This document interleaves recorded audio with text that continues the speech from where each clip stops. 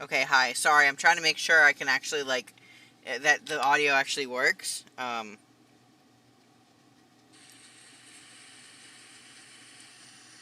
Let's see. Okay, hi. Sorry, I'm trying to make sure. Okay, the audio works now. Let's go back to the game. Oh, y'all missed me talking about the game. It's okay. I'm gonna make sure even when the game comes up that I can still be heard because that's gonna be important. Okay, hi. Sorry. Okay, the audio works now. Let's go back to the game. Oh, y'all missed me talking about the game. Yeah, but you guys, you missed me talking about the game. I've been, like, pointing out the references and all that stuff, and now... that's okay. Important. Okay. Alright, so I guess the audio works now. Please, please, please let me know in the chat if the audio does not work. Also, I think I should put, here's adding a source. Where's just a, like, image color black text? Add source. Please enter the name of the source text. Add source. I need,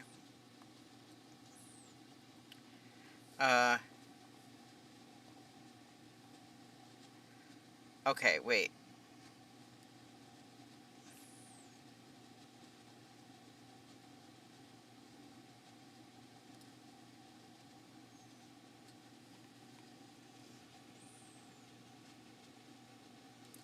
Alright, wait. This game contains potentially disturbing elements, including... I pinned it in the chat before, so I'm gonna do that again this time. Or maybe not. Hold on.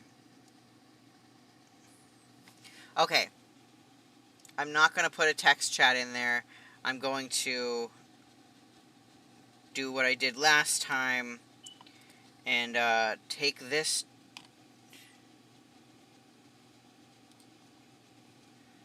Copy.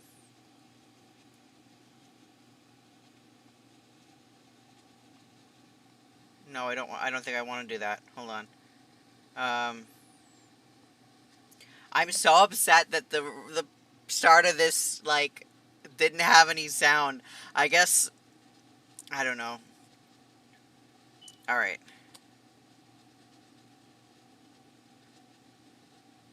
No, I don't think I want to do that. Hold on. So, putting it in the chat, paste. It's always when I don't, like, check the audio that it does not work for some reason. Okay. I'm gonna close out of this. Put it there. Okay. Alright, we're going back to the game. I hope you can hear me now. Is that so? What a shame. Oh. Oh. The sticky note is still in the corner. Okay. So hungry. Ivan didn't sneak out today, right? Yesterday I did doubt him, even though he was just waiting for me at home. With him around, things don't look as scary as they did at the beginning. I'm starting to understand more of what people say, too.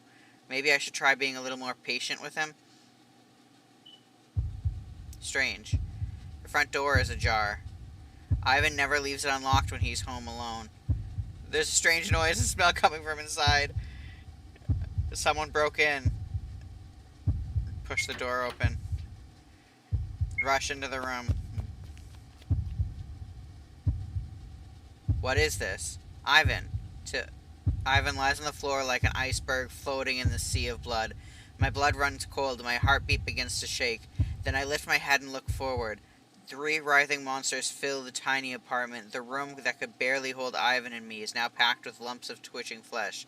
One of the darker masses is holding a strange weapon. Ivan has what looks like gunshot wounds.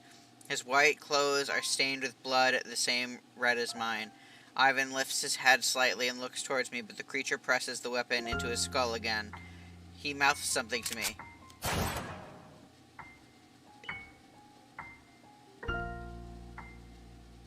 Oh. But I didn't catch his voice. Didn't even get the chance to read his lips. Ivan's head is pierced through. His pupils go dim. The iceberg begins to melt. His body starts to blur. No, Ivan. You're in danger. Get out of here. It's something protect you. Oh, it's the slimy one crawls up my arm. No. Uh, Try to move forward. My arm is being pulled. I can't go forward. Try to shake off the slimy lump of flesh.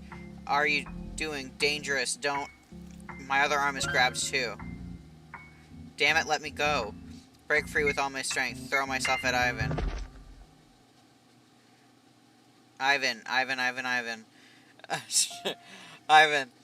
I get away now. At the Dark One's order, the other two begin tearing my arms away from Ivan. Get off me. No, stop it. Let go of me. Ivan. That's not the Ivan tricked you. Struggle. Can't break free. Struggle desperately. Still can't break free. Bite hard on the tentacle around my wrist. One of the flesh lets out a squelching shriek and releases my hand. Grope blindly on the ground. My palm feels like it's been slashed by something. Hold what I found. Oh. Blood gushes. Blood gushes out of the wound. What I'm holding seems to be a shard of glass, clear and sharp. I raise it and sweep it towards them. Whether afraid of hurting me or being hurt themselves, they stop pulling on me for a moment. Ivan's body is changing, even in his clothes, slowly turning into the same mess of blood and guts that cover the floor. I don't know how long we stare at each other. My heart keeps pounding. My chest is so tight I can barely breathe. 1,000 questions echo in the pulp of my mind. Who are these people? They can't be normal cops or anything like that. How did they find this place? Why was Ivan so easily taken down? Why did they want him dead? How did they know he was here? Could it be yesterday? It really was that guy. Just as the standoff stretches on, another lump of flesh slides through the doorway. For some reason it seems frantic. You. Till, come with me. It crawls closer, stretching out a vein-like appendage, trying to reach for my hand. It doesn't seem afraid of being cut. Okay, I'm gonna check to see the audio quick. Sorry for ruining the moment. It doesn't seem afraid of being cut. Okay, I'm gonna check to see the audio quick. Sorry for ruining the moment. Okay. We're back. Okay, it doesn't seem afraid of being cut. And it doesn't seem to think I'll actually hurt it. That hot, sticky gaze presses into me, so familiar it burns. In this whole school, only one person knows where I live. It's Ivan, right? I stare at the quivering black eye turning at the top of the flesh. Ivan's body is melting right beside me, and I realize the one who came to the door yesterday wasn't the lady from upstairs. It's not even hard to remember, I just didn't want to. Even if I can't tell humans from humans anymore, this person was different. The regret, the guilt start spreading up from my gut. This is all my karma. Sorry. Whenever they make a reference that I recognize, I'm going to look to the camera like I'm in the Truman Show or whatever. What am I supposed to do now? How am I supposed to keep living? It was you. You told them. It was all you, wasn't it? Listen to me. I'm sorry. I let myself enjoy your company and pretended not to see how you felt. It's my fault. But what you did, what you felt, don't match at all, do they? Come over first. What are you even saying? I don't understand you. I've never understood you. Why do you tease me? Why do you always try to make me angry? Why do you even steal the last I had left? Why do you even like me? We don't live in the same world anymore. Maybe we never could understand each other. Did that... Till. Okay.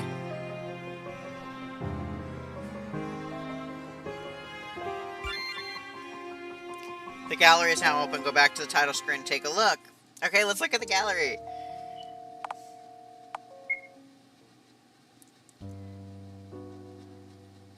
Whoa.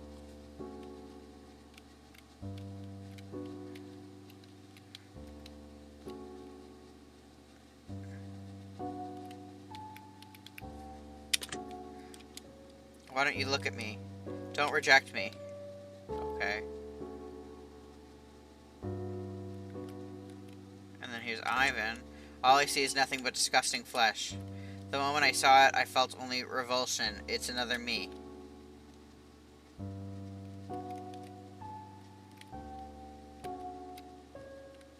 And then here's Ivan again, too. Check. I'm just an ordinary person.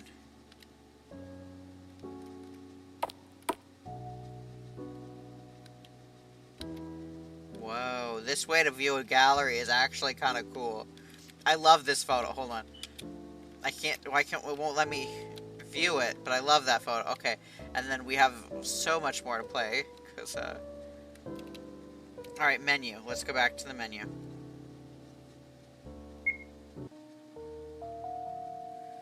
Okay, new song. Will it tell? From the depths of my limbs comes a call, far, far away. From deep within my organs, a murky color wells up, slowly drowning me. In my dreams, the white clematis and the damp scent of the sea breeze fade away. Even the dreams within dreams turn wholly red. If I could see nothing, hear nothing, if all the colors I once possessed were stripped from my body, could I cast aside the guilt and longing and live on unburdened? In this world so beautiful it makes me sick. Together with him.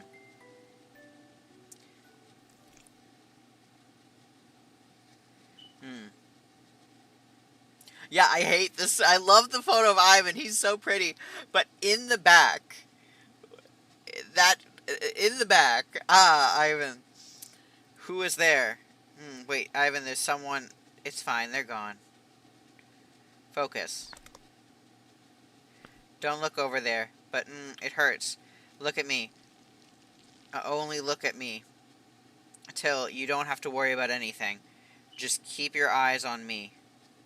Ivan. Till, your voice is beautiful, and your body's so warm. You're mine, you're mine. I like you so much.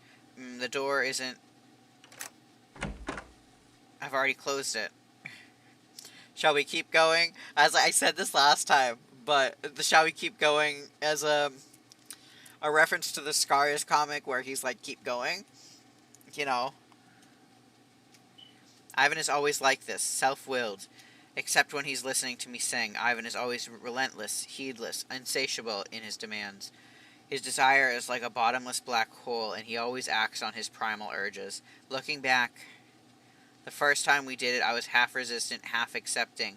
By the time I realized there was no room left for refusal, a voice in my heart kept telling me this was wrong, and my body fought back on instinct. No, I already had someone I liked. I couldn't do this with someone else, with a man. At the very least, not with something that wasn't even human. But the ceiling of tangled flesh above me was dizzying. The upward gaze sweeping over me was like a swamp, impossible to escape. All I could do was cling desperately to the white vessel pressing down on me, adrift in the sea of fear. Once led to twice, then a third time, a fourth, a fifth. Now doing this with Ivan feels as ordinary as eating or sleeping. Sometimes it's only in moments like these that I feel I am still human at all. The feeling of being embraced, of being filled, makes me feel real. Is it love? I'm not sure. Can this Ivan even understand what love is? If surrendering my body and voice lets me keep living in this world, what is there to stop me?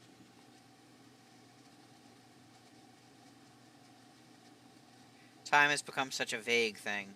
1 month has already passed since Till had awoken from unconsciousness into this world, built of flesh, fat, and viscera. Or 2 months? It might be close to 3 months by now. Before all this, Till had been in a car accident. The first person he saw upon waking was a monster standing beside a bed veined with mucous membranes and blood vessels. The voices of the monsters were as muffled and distorted as bubbles rising from the depths of a swamp. Till could not fully understand the words they spoke, yet somehow he could feel their cold indifference. Cognitive disorder, visual impairment, mental illness, psychiatric hospital. From their slurred murmurs, he could barely pick out those words repeated again and again. Psychiatric hospital. If he were sent there alone, shut away from the rest of his life, never to return to normal, then he didn't want to go there. He did not want to be alone. If the whole world looked like this, covered in flesh and viscera, he'd rather stay with his crush and with the person he could for now call a friend. So Till pretended to be cured and tore off the bandages made of mucous membrane that constantly leaked pus and left what might have been a hospital. School, streets, the little rented apartment, all had been transformed beyond recognition. At school, Till tried to find that familiar silhouette in the direction he'd always gazed toward. His unreachable first love, that illusory and beautiful angel. But even the bright pink sun could not bring him light or warmth in this repulsive world. In the first week, he lived on the lingering image of his crush. In the second week, he could survive by savoring that faint trace of attachment over and over. But by the third week, the fourth, faced with endless dark red, he could no longer convince himself. He saw blood mingled with pus seeping from the blackboard. He saw 2 lumps of flesh entwined in the seats near him. He leaned on his desk over barely edible mush, swallowed only by pinching his nose. He saw, too, the things crawling up his arms and shoulders, pulsating intestines or perhaps tentacles. He was so terrified. Luckily, he had never liked being touched, so even if he pulled away suddenly, it wouldn't raise suspicion. He would get better soon. Perhaps when he opened his eyes again, the world would be back to the way it was. Even if he prayed for it again and again, it was nothing more than self-deception. Till's senses seemed to grow ever more exhausted as his mind sank lower and the things he could perceive became ever more nameless. Brown, red, and yellow things crept deeper into his vision. Even without being sent to a psychiatric hospital, he was still left alone. What to do? What to do? How could he escape this reality? The urge to flee swelled inside him. There was only one way to escape. If he were to simply die. If he had died in that car accident, then perhaps he would not have had to face any of this. Also, the slow version of Cure playing. After death, would his songs be loved by more people? Though the thought startled him with how unlike himself it was, Till resolved himself. So following his memories, he walked to his secret base in the park. He'd always come here with his guitar, a place where he could lose himself in music without worrying about neighbors' complaints. But someone else was already occupying it. What his eyes met was a tall white silhouette, a man's silhouette, a human silhouette. That person had a face so achingly familiar. A name long buried surged into his mind. A face and smile he should have forgotten long ago struck his senses all at once. Ivan? Till called out softly. When the other looked at him, surprise and childishness crossed his face. Then, tentatively tugging at the corner of his mouth, he answered with a smile. Ivan clung to the hem of Till's shirt like a lost child, and followed him home. This clumsy Ivan cared for Till with both awkwardness and care. He brought Till food that seemed edible, had Till close his eyes while he washed Till. He pestered Till with talk about family, school, first love, and everything about Till. This person looked so much like Till's classmate named Ivan. The same sharp eyebrows, the same low voice, the same unfathomable eyes. Even the fang that showed when he smiled was identical. They were alike in mischief, in gentleness, and in how impossible they were to understand. This Ivan looked more mature than Till's classmate, yet acted more childishly. Ivan said Till was interesting, said he liked Till, said he belonged to Till and Till belonged to him. The Ivan in his class would never say such things. That hazy, thought-free feeling was a comfort to his mind. The feeling of being wanted by a person was so intoxicating. If he closed his eyes, stopped his ears, if he locked every strange sensation away in a box, and if doing so let him escape the nightmare for a while, then he'd keep going. Till no longer had the strength to question it. Ivan, or Ivan. Did it matter what he was? It was enough that he was real. As long as Ivan was with him, Till could keep on living in this world. Even if his family and school, his first love, his everything, all slipped away like a fleeting dream. Even if his memories, like festering wounds, were bound layer by layer with gauze, the reality of being with Ivan could cure those scars. Cure and scars. Till is pinned to the floor. In the dark, his artist's sharp hearing is all the keener. He feels the other's obsession as if pouring his entire being into pressing deeper inside him. Till also hears the quickened breaths of someone who has not left the other side of the door, and the sound of fabric rubbing against something. Till. It seems that not only this man in white before him is calling his name. There is actually someone outside the door. Too dangerous. If Ivan is seen by anyone else, it is far too dangerous.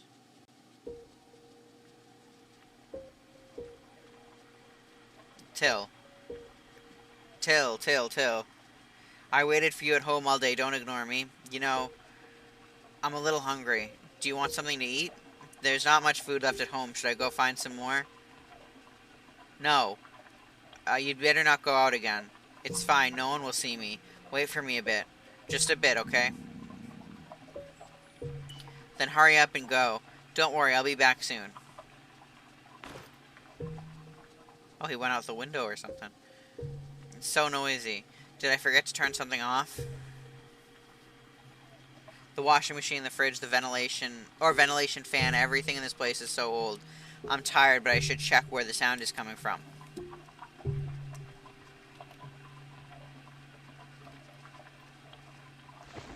It feels like the bad end I got is like the quickest one to get to, because not a lot was explained. Oh, why was... Is there something I could... Okay.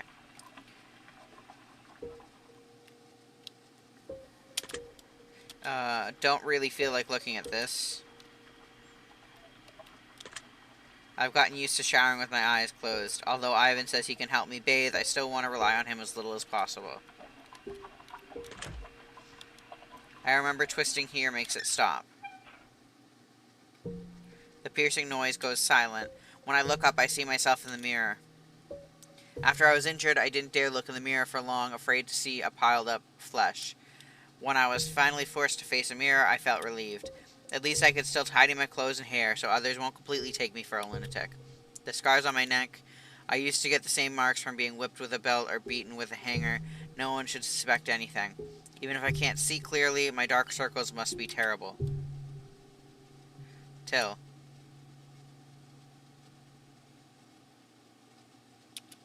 Did I scare you? Sorry. Huh. It's nothing, don't mind it. Go on, eat. Alright, thanks. Yeah, and just a heads up for anyone watching, check the chat for content warnings, because there is a lot of content warnings to this game. Ivan, what is it? Eat some more. I'm full. About today, that person outside the door. Do you really care that much? Of course I do. Huh? Was it someone you know? How could I know who it was? Right now, you're the only one I know and can recognize. That's true. Ivan, did you see that person's face? Yeah, it was... Looked like an older woman. An older woman, maybe the lady upstairs. She's helped me a lot before.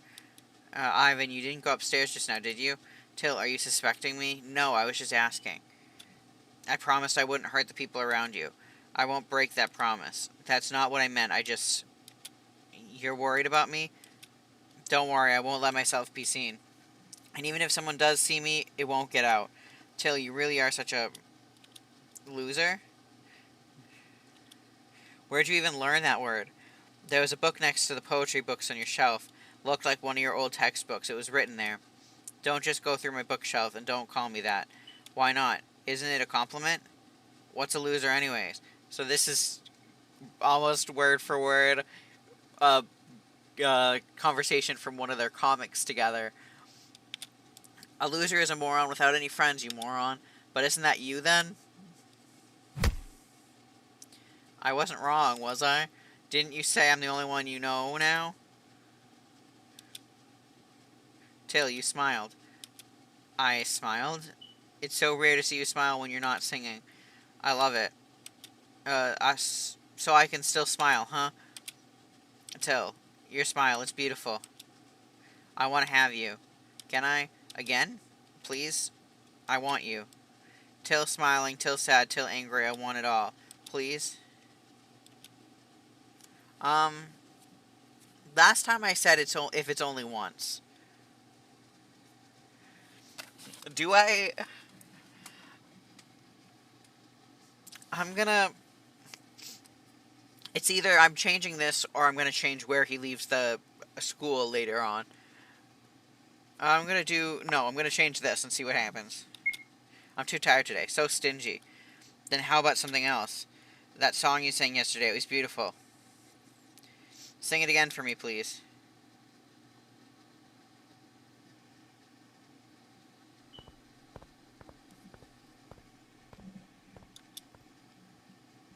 I tossed and turned all last night, couldn't sleep. Even if it was just for a moment, I definitely saw inside his home. Till was pinned down by some kind of monster. I'm such trash. It's Friday today. I won't see Till tomorrow. I have to ask him today. Till's seat is right by the window next to mine. There's still a bit of time before class. If I can't catch him, I'll just wait at my seat. Okay. I'm not gonna interact with everything like I did the first time, but I will interact with some things that I saw were interesting the first time. Alright, hey Ivan. Good morning. Heard the news, something happened again last night. So this is Acorn, and there's also Marty, and I think one of them in this classroom is one of the kids from Karma, maybe? Heard the news, something happened again last night. This time it was really close to our school. The killer is getting bolder. Another person went missing? Yeah, a third-year senior from our school. This is the first time someone from our school has gone missing. Do you know any details about who it was? Huh? You actually care about that? I don't know the victim's exact name either. Oh, I remember now. You were busy helping the teacher, so you didn't know. Till just got punched by him the other day for not apologizing after bumping into him. And then, that senior really couldn't stand people who got into an act on special talents. Till just got unlucky. Till didn't fight back at all. Till didn't fight back at the time. Anyway, I never thought something like this would happen. The guy still hung out at clubs all night, even in such a dangerous period. Guess it's karma. Serves him right. You're really acting weird today. Okay, I'm gonna check one more, just to make sure that the audio is still working. I'm, like, anxious now that the audio is not working. Serves him right. You're really acting... Okay, it is working. So... this... Wait, is it this? No. Yeah, this. A glass on this window was broken before. Maybe they put barriers here to stop stressed students from jumping. This is Till's seat. I wanted to ask him clearly, but lately whenever I talk to him, he just dodges the question. How should I bring it up? Should I just ask him directly? The bell's about to ring. He's still not here yet. The golden sunlight is a little too bright. A morning that's neither clear nor gloomy. Oh, I wanted this one. A light blue sticky note. I wish you without wings would just fall. I confine you as you weaken. Is this a poem or lyrics? So dark. If anyone saw this, it'd be embarrassing. The owner must be anxious. Alright, I'll talk to Marty if I can. And then that's all.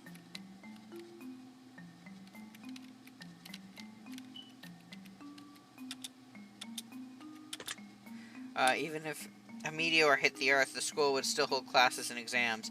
Not that I care either way. What should I do? What should I do? Hello. I picked up a pad of sticky notes. Is this yours? Ah, that's it. Thank you so much. About what's written on it. I didn't read it. You don't look well. Are you feeling sick? I'm fine. I'm just worried about my friend. Is your friend also from our school? No, she goes to another school. There have been disappearances there, too. And her house is pretty far out. So, this is... If this is one of the kids from the Karma video, right? It would be, Sweet Dreams. Because every one of the kids from Karma is based on two characters that have a song together. So there's... Sua and Luca both sing Sweet Dream. So I'm guessing this would be that one. I may be wrong, though. But, you know. There have been disappearances there, too. And her house is pretty far out. I see. If it's something urgent, you can ask Sua for leave. Okay, thank you. So I could talk to them multiple times.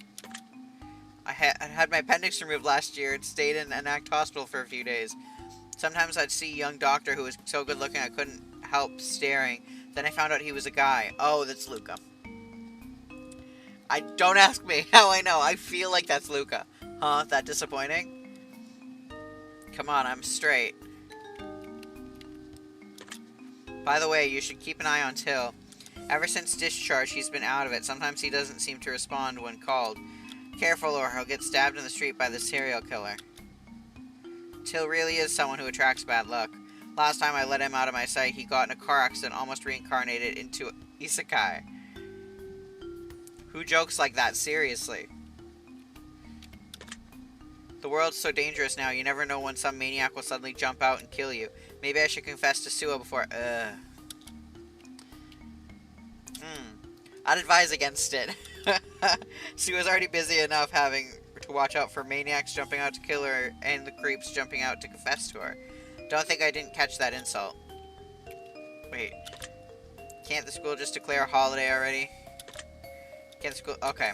So that's all the conversation I can have with him. Midterms are coming. How's your studying going? Not too well. My grades probably won't be great this time. What's that supposed to mean? You're picking a fight? I mean it. Too much on my mind lately. I'm just a normal person. I don't have the energy to deal with everything at once. What could possibly trouble the school print still? You two must be really close. Not really, just normal. How about we group order a giant Pro Max iced Americano next time? How about we group order blah blah blah blah. Okay. I want to see if I can talk to this one more. Could you come talk to me later instead? My friend has a notebook full of sticky notes she treasured. If you want to say something to someone important but can't face them directly, writing it on a sticky note might be a good idea, though I've already lost my chance. Sticky notes, huh? If I stick one on his desk, he'll definitely see it, right? How do I get a sticky note? Please let me leave. Okay. Where do I get a fucking sticky note? Can I actually... First period's Mr. Kang's class. Okay, wait. I'll go to Till's desk and see if I can put a sticky note down. He once gave me a red flower-shaped sticky notepad. Though I kind of stole it first, and then he sulkingly said, fine, take it. I'll use this to write. What should I write? Wait, I get to... Is there, like, something I'm supposed to type?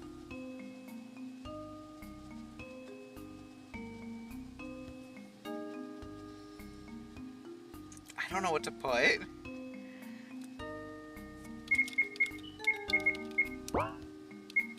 Here. Sure about writing this? Well, I don't know what else to write. Yes. I've stuck this to his notebook. I'll leave it on his desk after class. Alright, let's go back to my seat and rest a bit. Should I wait for the bell at my seat? Alright.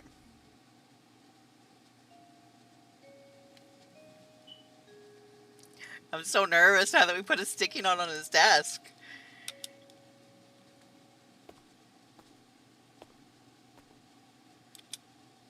Good morning, Ivan. Oh, hey, morning, Mizzy. So bright and cheerful again today. Morning, Sua. Good morning, Sua. Once is enough. So you could hear me after all. Mizzy, weren't you going to help the teacher get the teaching materials? Oh, right. I almost forgot. If I don't, Mr. Kang's face is going to be terrifying. You're the best, Sua. I'm off then. See you later. See you. And her face just drops. Wow, you can switch faces fast. Stop that fake smile. It's exhausting just looking at it. As expected of our excellent President Sua. Don't tell me you're my long-lost sister. Do me a favor and leave me alone. Ah, so scary, so scary. Don't be so mad. Weren't we having fun when the four of us all hung out together? I've never once thought of being with the four of us as fun. So, how's Till? You went to Till's apartment yesterday, didn't you? Did something happen? Why do you ask? You look like you finally got dumped. All that negative energy is spilling out. That's harsh. I wasn't dumped. I'm just annoyed because you guys are keeping something from me, you know? I don't understand what you're talking about. On the way to Till's apartment yesterday, I met a very strikingly cool woman. She said you were the ones who sent her to me. But you never mentioned anything like that to me. President Sua, care to explain? I don't think I'm obligated to tell you everything. I just don't want Mizzy wasting her time on this. And you don't want someone else getting between you and Till, do you? Getting between us? Ha. You're right, I don't. So how's Till? Did something happen between you two? Oh, you won't say a thing, but you're grilling me? Caring for classmates is my duty. That's too sly. Nothing happened. After being discharged, she's been having trouble keeping up with classes, too much pressure. I'll tutor him, rest assured, Madam President. Heh. Forget it, none of us are honest anyways. Just don't let Mizzy worry, take care of yourselves. Thanks. Ah. Morning, Till. Good morning, Till. Ah, morning. You've been arriving so late lately. Didn't sleep well at night? Late? Hmm. I wasn't late. I tried touching his shoulder last time. I'm gonna just... I feel weird touching his temple, and he's gonna jump away either way. So I changed the beginning. Let's see what happens. Till glances sideways and shifts away a little. He quietly dodges the hand reaching towards him, so his lips trembling faintly. It is as if he's forcing himself to look calm. I've been thinking of a new song these past days. Don't want to be disturbed. Please don't touch me out of nowhere. Please? Till, how's the new song coming along? You don't usually write music in that kind of key, do you? I didn't finish my homework. Not a big deal. If you don't want to talk, fine. Till takes out a textbook from his bag. First period is math. You took the wrong book. Ignored. Till opens the English textbook he's been holding upside down. There are doodles of Mizzy on the pages already smudged and blurry. He keeps humming a tune like talking to himself. Even after losing the vitality he once has, even after losing his responses to the world, even he has not abandoned music. But he has never before written such dark, obscure melodies. For the first time in his life, Ivan feels hatred towards the tune Till is humming.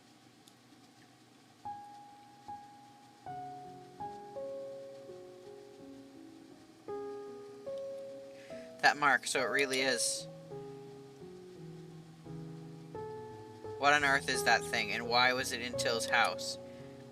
Oh, Mizzy and Sua are in the background. Okay, sorry. Why would you do that with something like that? It didn't even look forced. How long has this been going on? And why did Till call out my name? That woman I met yesterday, was she involved in this too?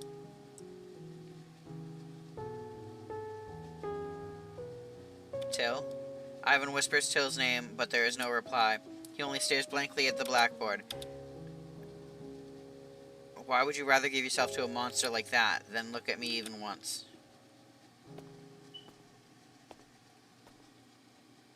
Hey there, kid. Oh, you're so polite. Has anyone ever told you that you look friendly but actually feel really distant? Haha, I tend to be blunt, don't mind me. I already met 2 of your friends yesterday.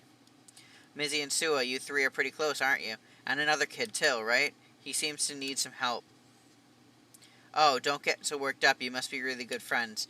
Sua said I should ask you about him, since she doesn't really want Mizzy involved with me.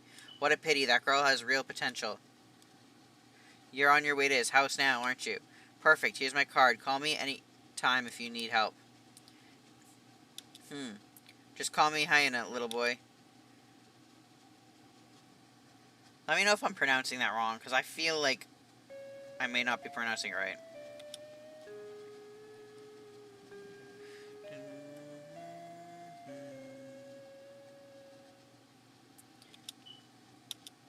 The soft-looking lump of flesh. Till? Sorry disturbing your composing. Now the eye on this lump of flesh looks kind of like Luca's eyes. Right? Or am I crazy? Because it has like the blonde eyelashes and then... Or maybe that's just the light off of them, I don't know. Look really worn out. Are you okay? Not feeling? Rub eyes. Twitch lips. I'll do nod. As long as you're fine. And Sua worried, but Ivan will... With him around, I feel ease. A slightly shorter lump of flesh. If not well, take break. Don't push Sua student council stuff to deal with. Take care. See you. See you. The slightly shorter lump of flesh falls eerily silent for a while. The eyeball at the top of his head spins rapidly, then fixes firmly on Till. The lower one, always shut, quivers faintly. But in the end, it doesn't open. The soft-looking lump of flesh stretches out pulsing veins to intertwine with it. The 2 masses writhe together toward the door. Till feels a strange pang of bitterness. It is feeling. It is a feeling he thinks he once had long ago. But why, for what, when, he can't recall. Is that that's not Mizzy and Sua, is it? Do we know? Or are those just two random people? The two lumps writhe away together until no longer looks at them. I should go home too. Stand up. Put the veiny, fatty object on the desk into bag.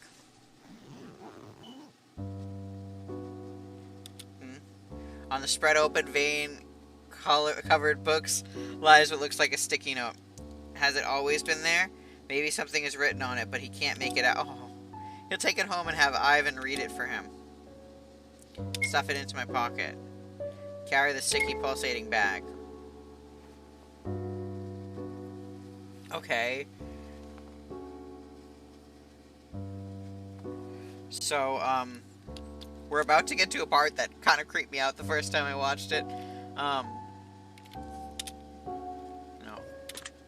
This is his seat. I should just go.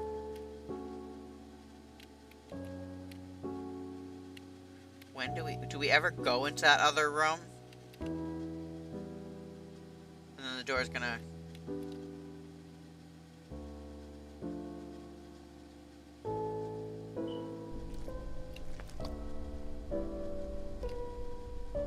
Okay.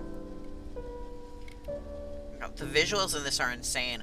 I don't know what I have said so far and what I haven't, because I was talking for like a solid hour where you couldn't hear me. So, I said it before, but the visuals are insane. Like the coolest thing ever. And like, just the overall feel of the game, it's so cool. And like, it's horror, but it's not like... It's not too bad for me, which is like... I'm a baby. I don't like horror games very much, but I really love this game so far. Something is lingering at the entrance of the school building. It looks like it's waiting for someone. Who is that? I can't tell. It probably has nothing to do with me. The lump of flesh in front of the glass door seems to have noticed me. Is that Ivan, because it's the eye on the top of the head? The lump of flesh on the front of the glass door seems to have noticed me. It shifts, slowly turning around. The black eye at it stops fixing on me. That blatant stare makes my whole body uneasy. There's something disturbingly familiar about it.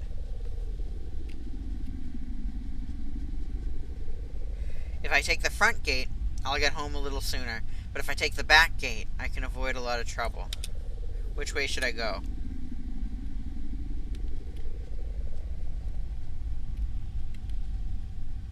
Which way? I went up the... I'm gonna do the... I hate the CG that comes up when you do this, but I'm gonna go this way. I should head back early. Can't let what happened yesterday happen again. I wrote a bit of a new song. I'll sing it for Ivan when I get home. Better take the back gate. Yeah, I don't like this CG. Why?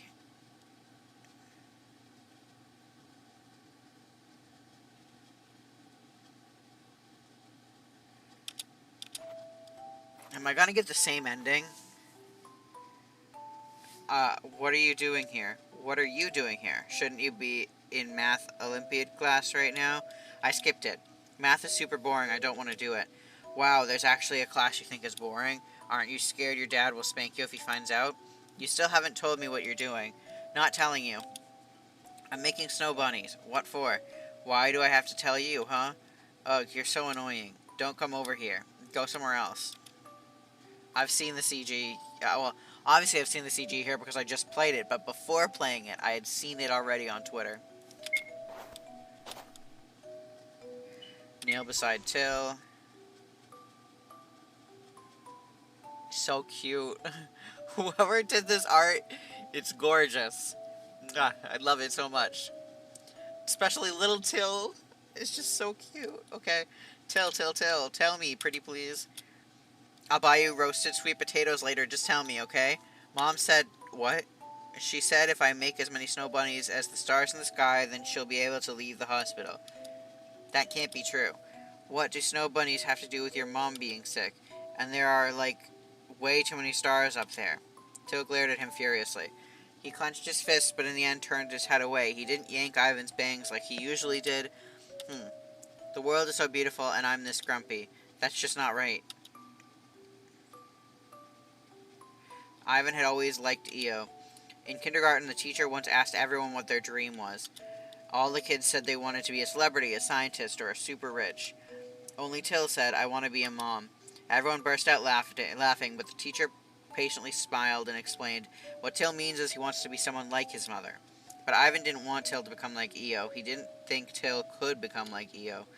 Whenever they met, Io would gently pat Ivan on the head. She was kind and calm, and she always smelled like warm white rice. She smelled like home. Till was different from Ivan. Ivan had never met his birth mother.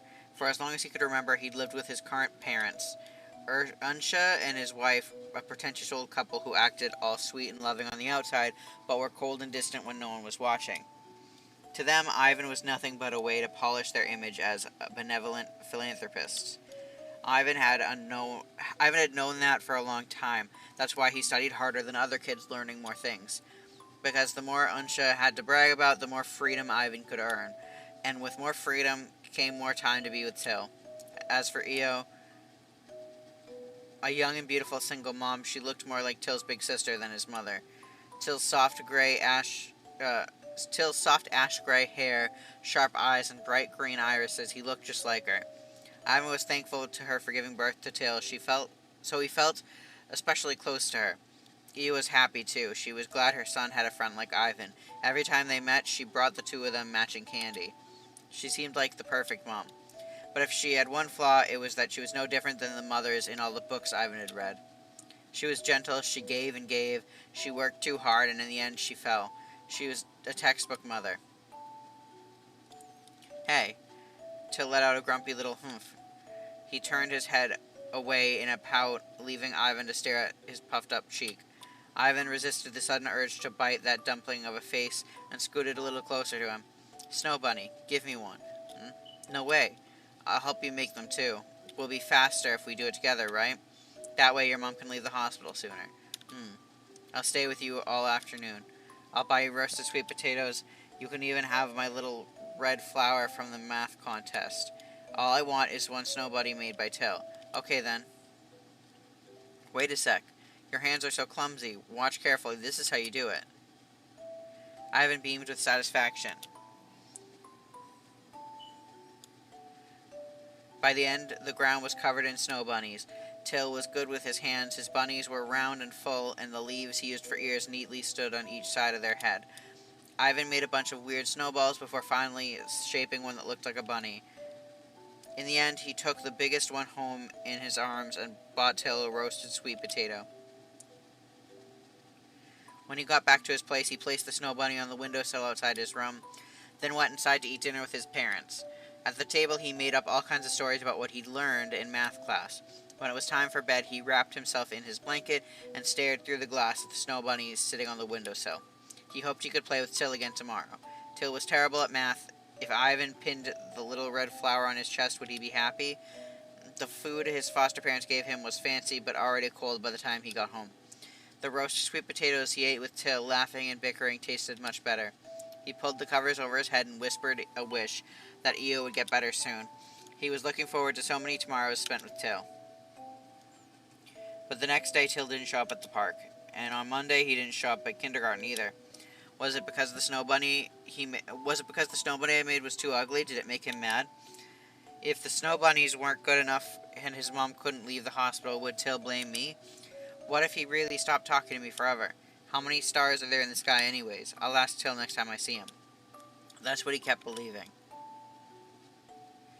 But when spring came, the snow melted, the snow bunny on the windowsill had turned into a soggy leaf and a puddle of dirty water.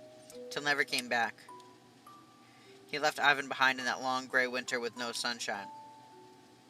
Day after day, Ivan slowly got used to life without Till. He got used to putting on a mask, hiding himself, keeping his distance from everyone. He never thought he'd see Till again. So when Till showed up in the school hallway, Ivan thought he was seeing a ghost. He didn't need to tilt his head up to see Till's face anymore. Till no longer wore clothes that were patched but clean. His hem and backpack were torn, filthy. His face and body were covered in bruises, his once chubby cheeks now hollowed. His always lifted brows weighed down, even his soft hair had turned into a mess of thorns. In the end, Till had become the exact opposite of Io. Years later, when they were grown, Till finally saved enough to move out on his own. Ivan came to understand the changes in Till and the turmoil in his family. Known as the Prince of the Campus,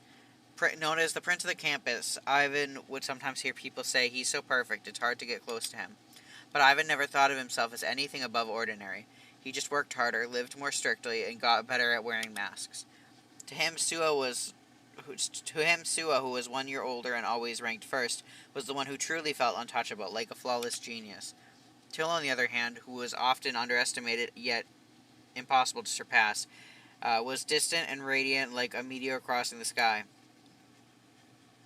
Even back in kindergarten, Till had shown astonishing artistic talent, but few could get into an act based on music alone. There was no doubt Till was a headache for his teachers. His academics were a disaster, and he often clashed with classmates. And yet he was simply too brilliant, the star of Enact High's newly opened musical special admissions program. What an unpredictable, fascinating person Till was. Someone like him who kept running away, still only allowed Ivan to come close. He was the only one Till made space for by his side.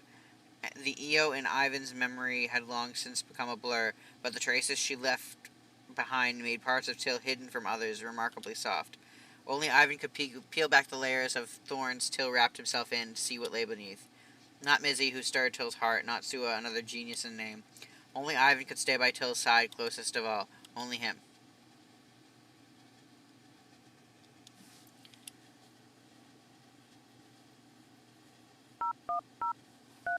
Beep, beep, beep, boop. Beep, boop.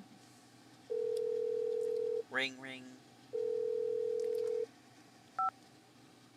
Hello? Hi. Is this Hyena Nuna? This is Ivan. About that thing. Yeah, his place is... By clear out, you mean... I think it should be fine. You're right. Till must have been tricked. Thanks for doing this. It's okay. Till still has me.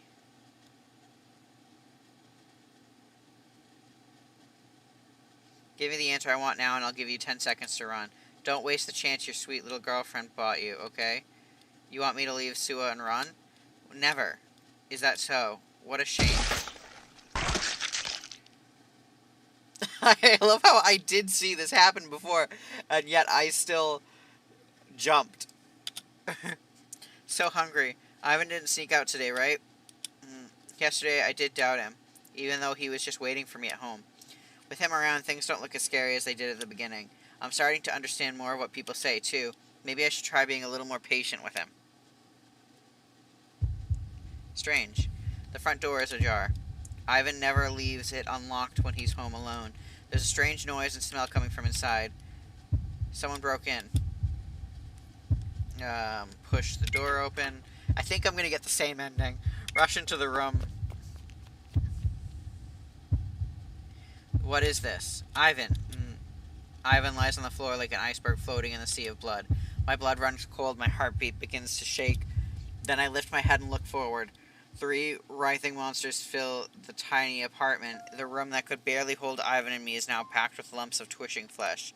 One of the darker masses is holding a strange weapon. Ivan has what looks like a gunshot wound. His white clothes are stained with blood, the same red as mine. Ivan lifts his head slightly and looks towards me, but the creature presses the weapon to his skull again. He mouths something to me.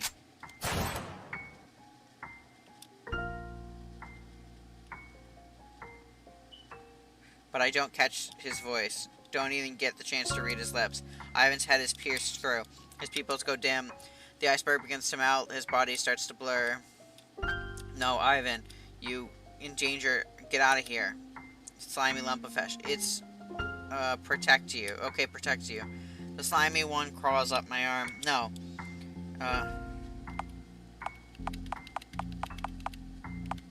Try to move back. My legs are weak. I can't get back away. Try to shake off the slimy lump of flesh. Are are you doing? Dangerous. Don't... My other arm is grabbed too.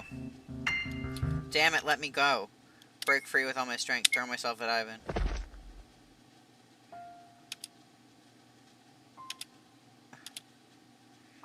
Get away now. The Dark Ones order. The other two begin tearing my arms away from Ivan. Get off me. No, stop it. Let go of me. Ivan. That's not the... Ivan tricked you. Struggle. Can't break free. Struggle desperately. Still can't break free. Bite hard on the tentacle around my wrist. One of the flesh. Blah, blah, blah. We've already read this. Grope blindly at the ground. My palm feels like it's been slashed by something. Hold up what I found. Oh, it's going to be the same ending. How do we change the ending?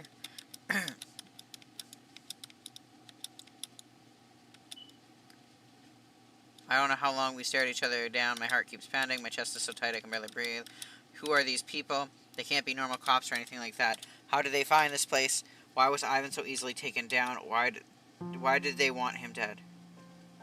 And a slowed down version of Cure is playing again. How did they know he was here? Could it be yesterday? It really was that guy. Just as the standoff stretches on, another lump of flesh slides through the doorway. It's the one that was at the window.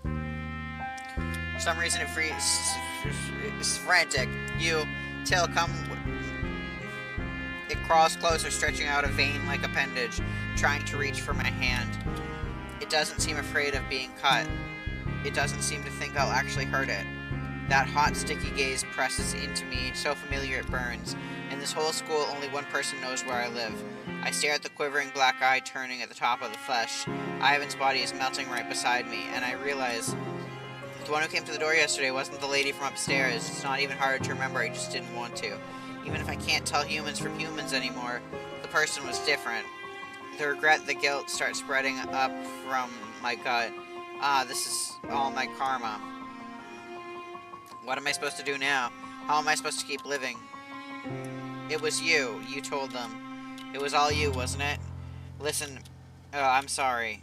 I let myself enjoy your company and pretended not to see how you felt. It's my fault. But what you did and what you felt don't match at all, do they? Come over first. What are you even saying? I don't understand you. I've never understood you. Why do you tease me? Why do you always try to make me angry? Why did you even steal the last I had left? Why do you even like me?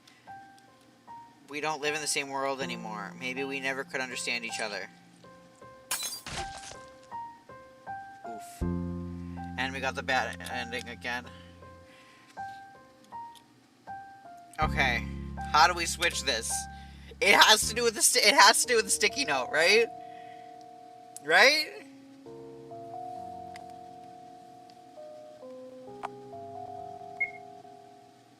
Oh. I didn't mean to close the game. I saw Cure and I hit it. Okay, wait. I need to find out what... Okay.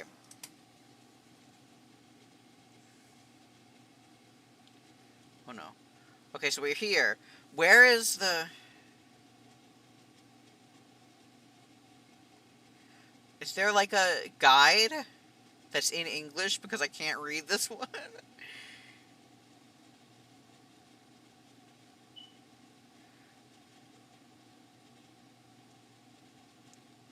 Okay, maybe I could find it on Twitter. Hold on, I gotta know what I should put in the stupid... I'm not even logged into Twitter on here, though. No. Oh, I'm about to dox myself accidentally. Oops. Okay. I'm gonna have to, ignore the fact that you just saw me put my real name on the screen. We're gonna go back to playing and hope that we can get this. Maybe if I put Cure on the sticky note. Alien stage.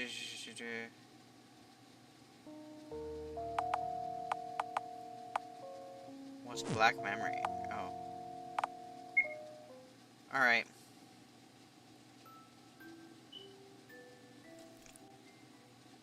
We're skipping to get to the part that we make a choice at.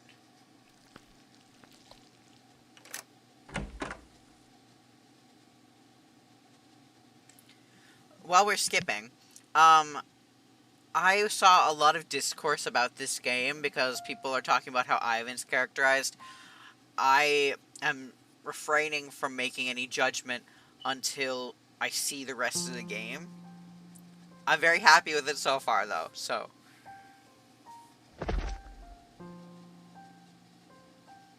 Genuinely, though, even if it was out of character or anything, it's like, wait,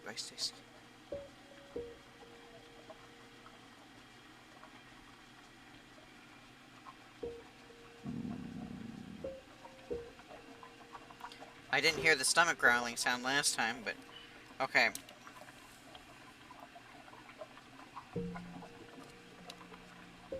Let's go this way.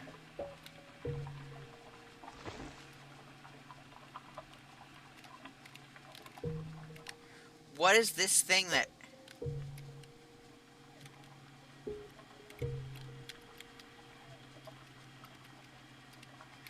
Why was there the exclamation mark there? Okay, I'm gonna... And then we gotta skip.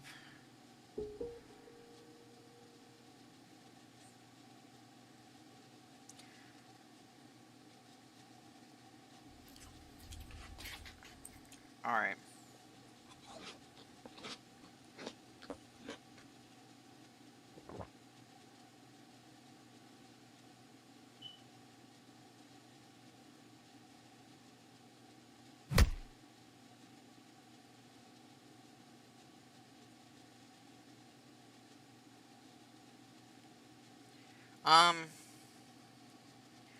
So I've done both of these options. I don't know how to make it different. If it's let's try if it's only once. We'll skip through until we get to the school. And then I gotta... oh, no. So, once you get to the school, you can either get the sticky note option and write a sticky note that I don't know what I'm supposed to put on the sticky note. Or we can go through and skip that and try till walking out the opposite way. Hold on. I'm gonna look up on Twitter. Endless Black Song Endings.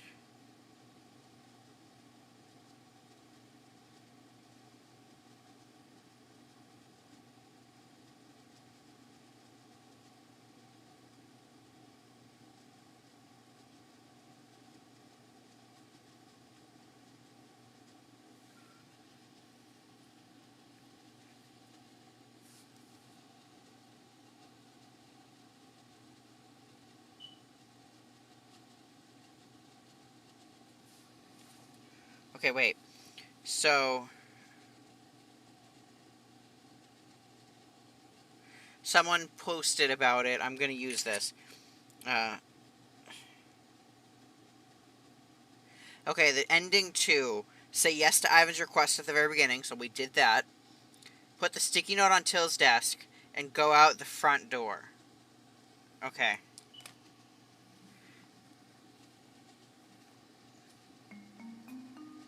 Alright, let's talk to this lady.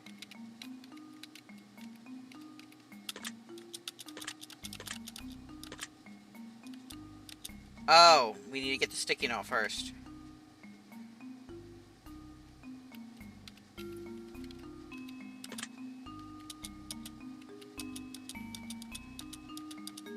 Okay. Sorry, I'm not gonna read everything this time because we've already went through it. So this is just me trying to get all the endings. Oh, I could just skip it instead of...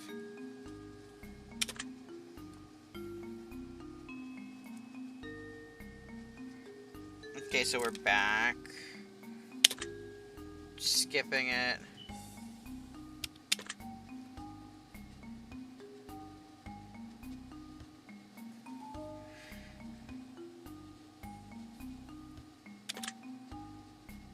Okay, then that's it. So we gotta go... This is Till's desk.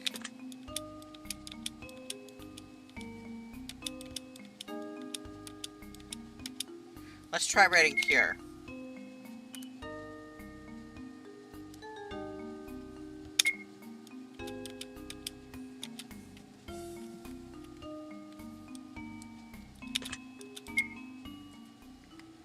Alright, we're gonna skip.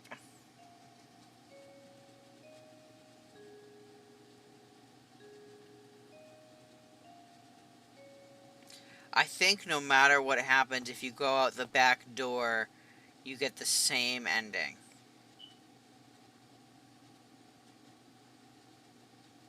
But then, so we have to go out the front door. That's gonna be completely new. Completely new. You know?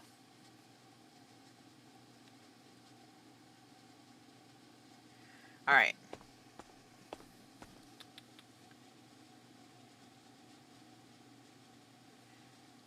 I don't think this matters.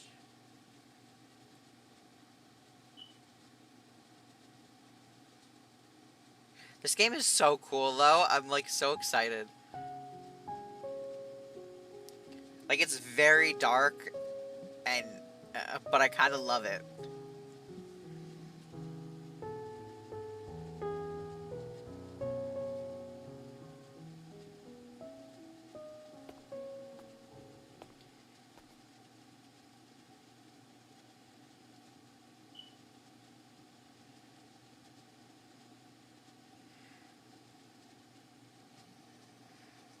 Also, I'm thinking, like, oh,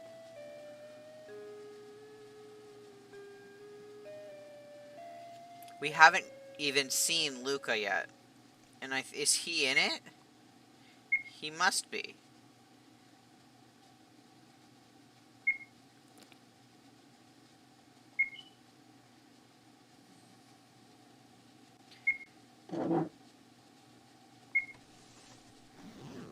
And then he sees the note, which is one of the anemones. I think that's how you say it.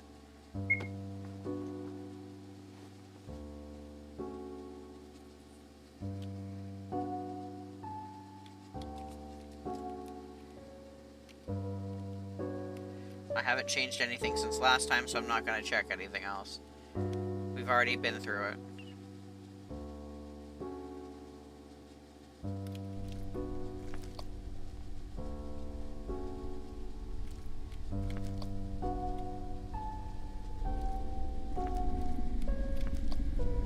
Alright.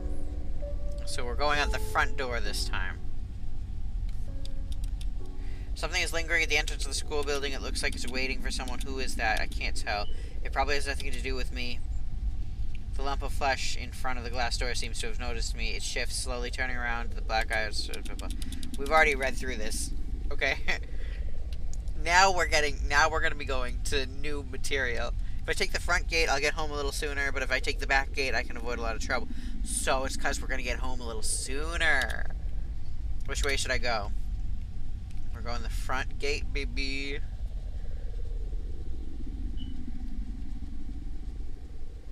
Okay, this is... Oh. Till. Stopped by something. He looks up. A mass of flesh looms in front of him, silent. This one is taller than the two lumps that had just said goodbye to him in the classroom. Till quickly averts his eyes. If it spoke or did something distinctive, he might have at least be able to guess who this person is supposed to be. But it only blocks his path, staring without a word. It's too close. His stomach churns. Even he thinks it would be too much to actually vomit from... even he thinks it would be too much to actually vomit just from making eye contact. After all, they are the normal ones. He is the aberration. Do you need something from me? That shouldn't offend anyone, right? But the inky black eye at the top keeps boring into him, sending chills down his spine. The black-eyed lump of flesh. Let's home together.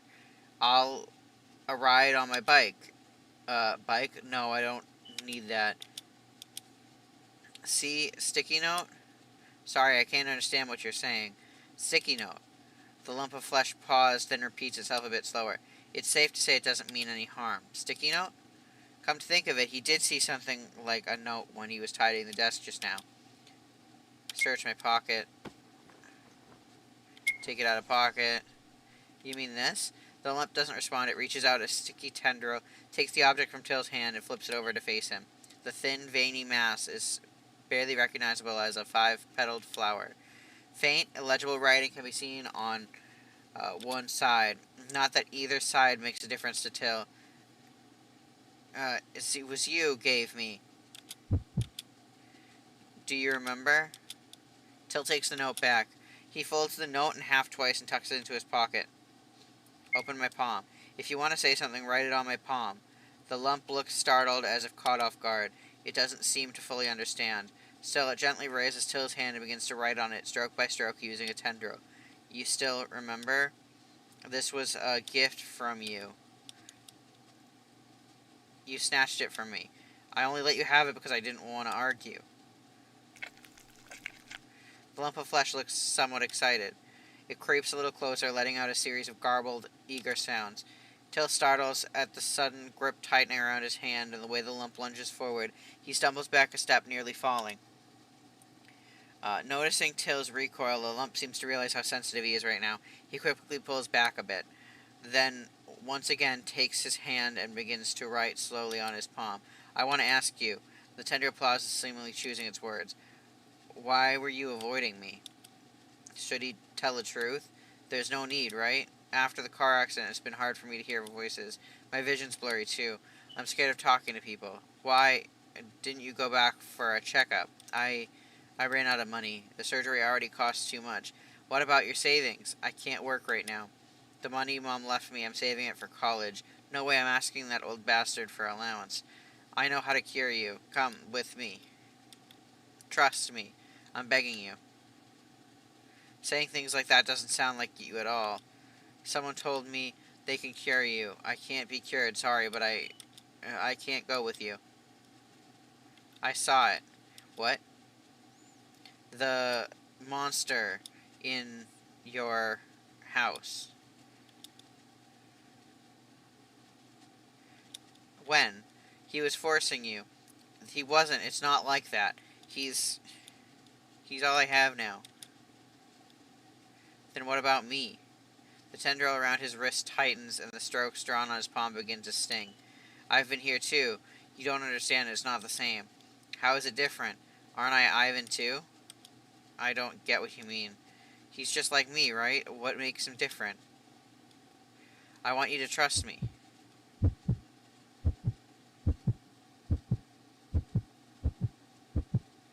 Oh. Trust me. Okay. Let me go back and talk to him about it. I'll go with you. No, I have to go alone. Ivan falls silent. The black eye at his top stares at Till intently, as if resentful. Alright, fine. Come by my place tomorrow morning. If the door's locked, don't knock. We'll talk about curing me later. Ivan seems happy again. Okay. It makes me so happy to talk to you. Me too. Thank you. It turns out getting close to monsters isn't all that hard as I thought. Forcing myself to tear off the mask and face reality isn't that painful either. Going back to normal? If I could really be cured, Ivan would be happy for me too, wouldn't he? No, he's not going to be happy because he's a monster. I wonder, what is he really like? If I could go back to normal, I could get a job. Then I could save up and maybe afford a slightly bigger apartment. That way, no matter how big Ivan is, there'd still be room for him. I don't want to owe anyone favors, but as for everything that comes after, maybe we can just deal with it when it comes. If I talk things through with Ivan, just like I'm doing today, he'll understand, right? No matter what he is, he'll stay with me, won't he? Ivan and I don't say anything more. We just walk one after the other under the blood-red sunset. Ivan follows behind me. At the intersection, he waves a tendril. It nearly wraps around me, then pulls back. At the end, it just hooks around my pinky. Does that mean we've made a promise? I still have a future, don't I? I still deserve to live. Right?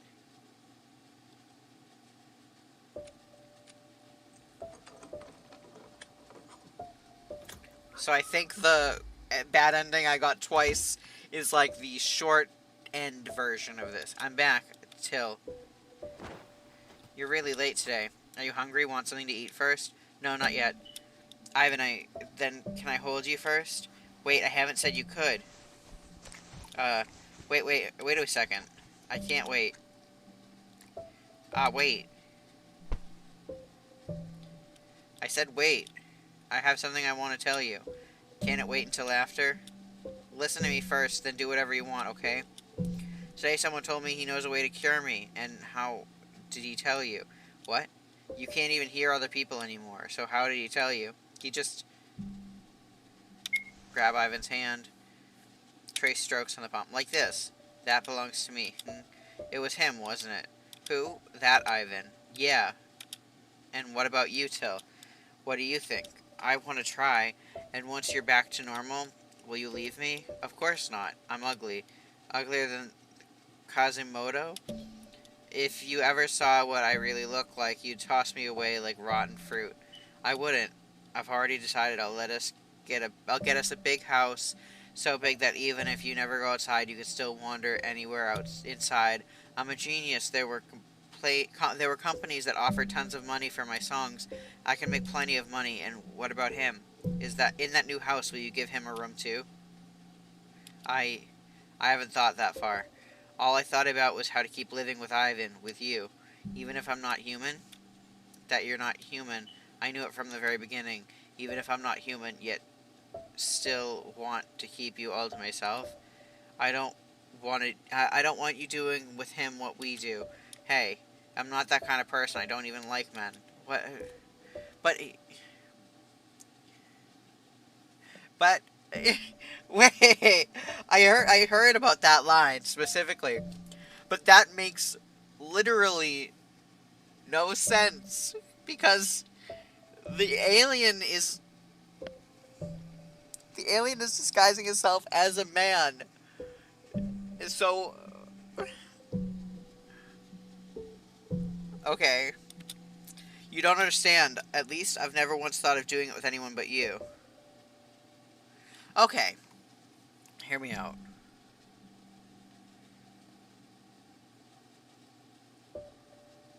So Till goes, I'm not that kind of person. I don't even like men. And it's not like he offered to help me just for that. Ivan says, you don't understand. Or Ivan says, you don't understand. And then Till says, so he doesn't say that he doesn't like, he does, he said that he doesn't like men, but he says it in a context of, like, he never thought of doing it with anyone but that Ivan, you know? So, at least I've never once thought of doing it with anyone but you. I just want to try. I want to give it a chance, okay? Fine. Then come back soon.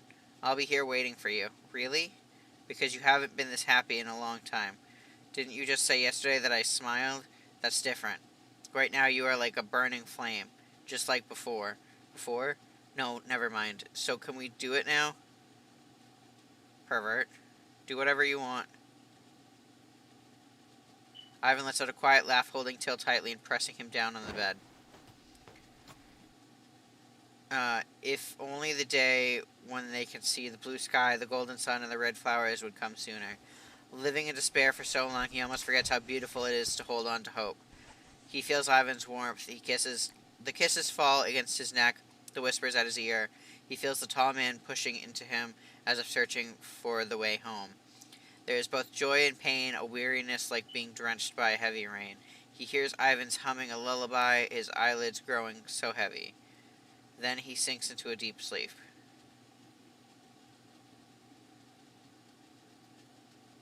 Till, are you asleep?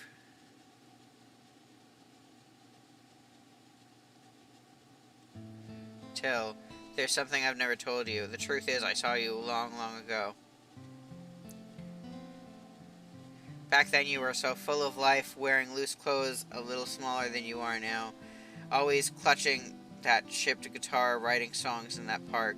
Shaking Paradigm, Edelweiss. So, that's from Unknown Until the End. How could such beautiful melodies be born from a human mind? When you made a song, you'd leap around shouting that you were a genius. When the lyrics wouldn't come, you'd cry and call yourself trash. You were so interesting, so shining. Watching you like that, even I, hiding in the black darkness, seemed to shine a little. Who were you singing for? Who was the heroine of your songs? If I appeared before your eyes, would you sing one for me? I'd probably scare you, wouldn't I? Then, could you sing for yourself? Day after day, I grew bigger. Hiding was no longer so easy, but I still went there every day to watch you. How I wished I could hold your hands, wrap your thin body in mine, bask in your smile and your song, if only you were mine. But you weren't there anymore. You disappeared for so long I thought you had discovered me and wouldn't come back. Yet when you appeared again, you finally saw me. When you looked straight at me, when you called my name, I thought I felt something that I couldn't describe. Till, I'm not human. I never understood anything at first. It was you who slowly taught me the names of these feelings. Anger, joy, sorrow, jealousy. Feelings are truly mysterious. Romeo and Juliet, Hamlet and Ophelia.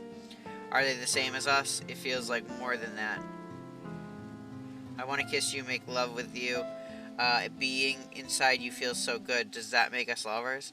But just reading books with you, singing together with you, makes me so happy too. Does that make you my friend? You gave me a reason to exist, taught me how to read. Then, does that make you my mother?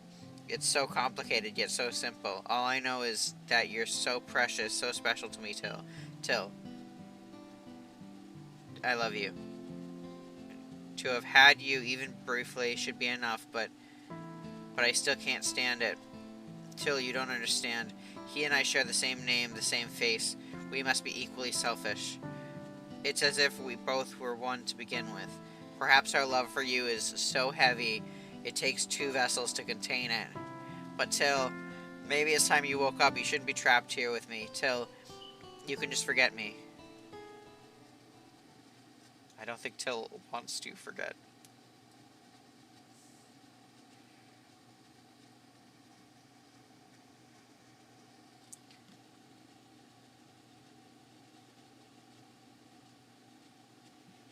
I open my eyes. Above me is a ceiling, a little yellowed with age.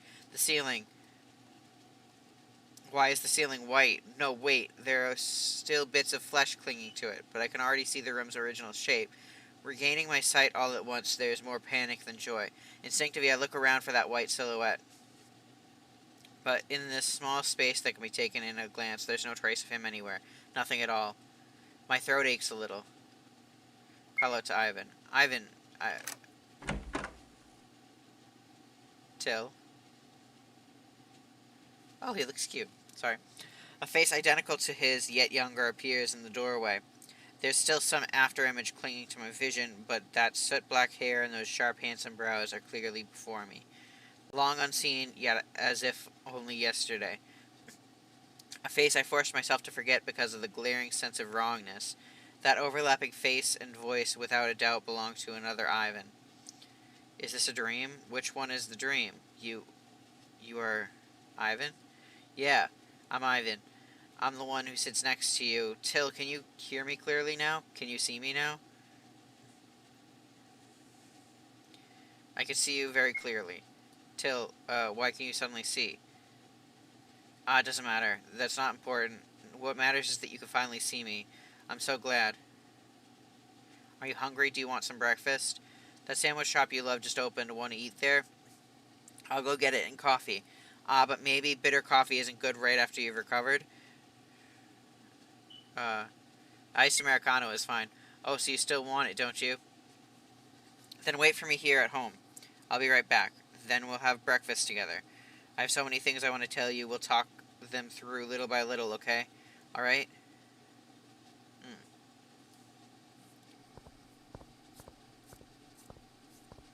Ivan leaves. The footsteps fading down the stairs are no longer the sound of something wet and sticky dragging. There's still no real sense that my perception has returned to normal. The house is spotless. Almost no trace that anyone else has lived here. In the instant I opened my eyes to a clean room, the terrifying world was suddenly stripped away from my memory. Like a woman forgetting the pain of childbirth, like a child forgetting the sting of belts and hangers. Could it be that all of this was really just a nightmare? But the warmth of him couldn't have been fake, and the marks on my body are too impossibly real. I have to find something that proves he existed.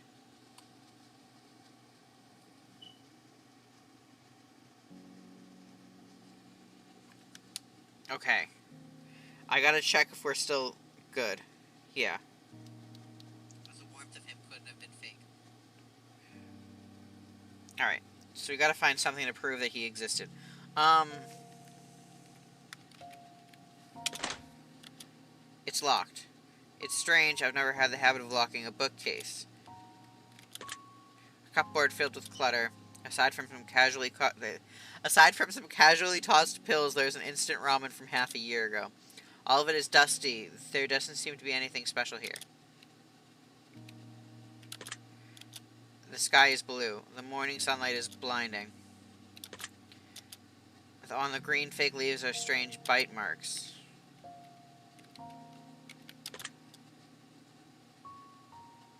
The fridge is empty.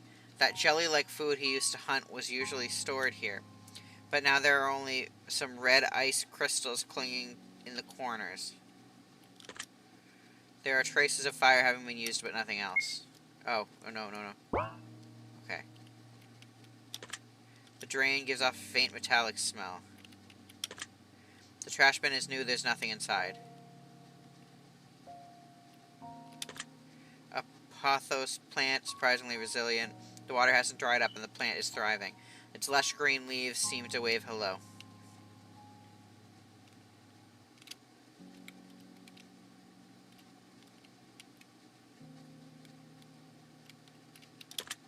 A faint smell of blood drifts from the sewer grate. The washing machine steams. It's empty inside, but it seems to have been used just yesterday. My figure in the mirror is no longer blurred. Dark circles, a bite wound on the lip, and strange bruises on the neck can all be clearly seen. I don't seem to have changed much. Alright.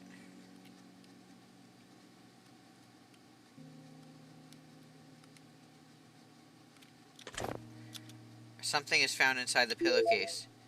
Get rusty key. It's for the bookcase. It opens. Collected plays of Shakespeare. A book left behind by my late mother. The cover has been carefully preserved. The pages are yellowed and several corners are curled. It seems to have been read many times. The second most hated book to open. First place goes to math. It's very clean, aside from a few notes in the word loser scribbled on the front page by who knows who. There's nothing else. Anything else here? Check the staff of a genius artist.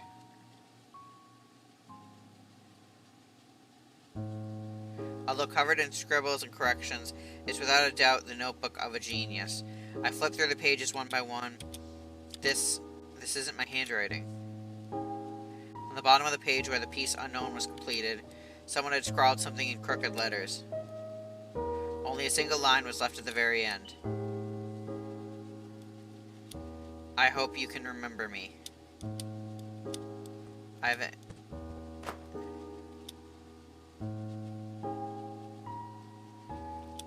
Till, I bought breakfast. You just recovered, so don't strain yourself writing music yet, alright? Oh, right. Hyena Nuna, the person who said she could help you.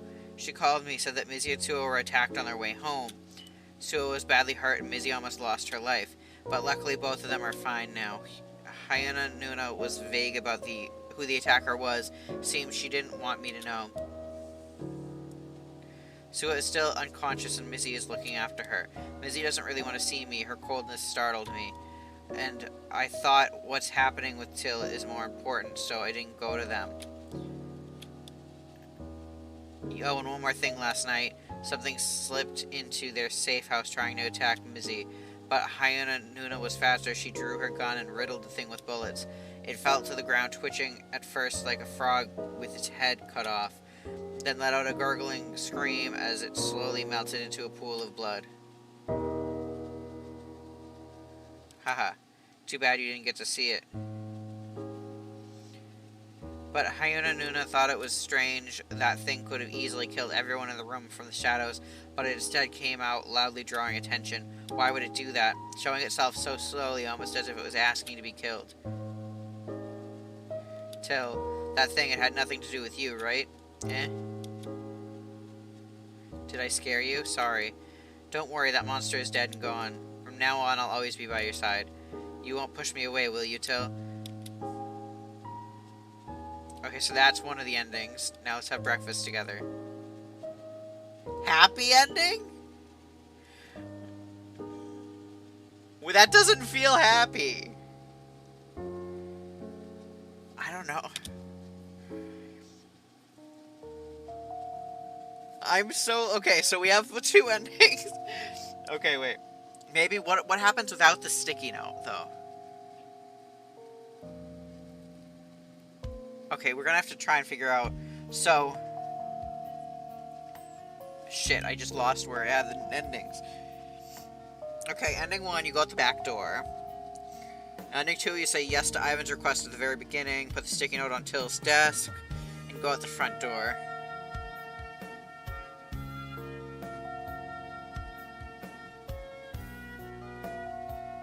Okay, so the next 2 endings we can get, it's either say no to Ivan's request at the beginning, and then put the sticky note on Till's desk and go out the front door. I'm gonna try that one.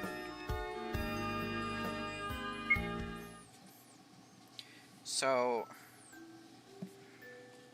from the depths of my limbs. So, no, okay, this is technically quote-unquote ending 3. Say no to Ivan's request at the very beginning, and then put the sticky note at Till's desk and go out the front door. And then ending 4 is that you go out the front door, but don't put a sticky note. I'll do them in order. What the heck? Oh, I'm so excited. This is so fun.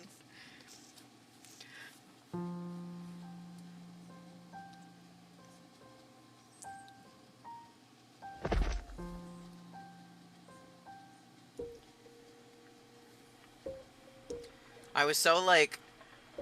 I didn't really feel like playing any video games today, honestly. But then I posted my chapter of my fanfiction. I was like, I'm gonna stream the game tonight. And, you know, it's so fun. I'm having, like, a really good time, you know?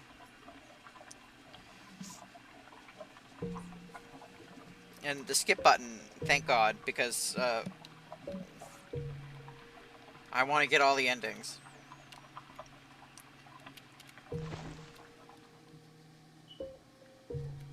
What's that? Ah, this building's been leaking for quite some time. I didn't notice that falling there before.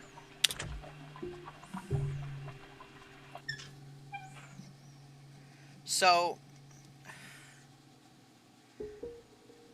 based on... Okay, I'm gonna look at one thing. No one...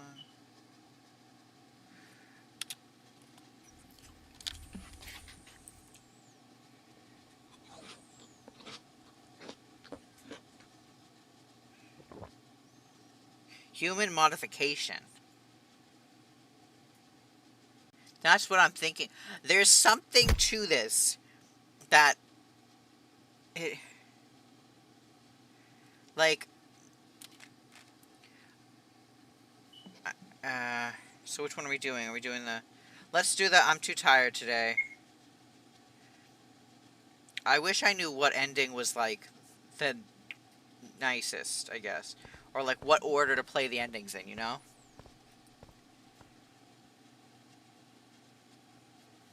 Okay, so I said no, and then I'm going to need to do the sticky note.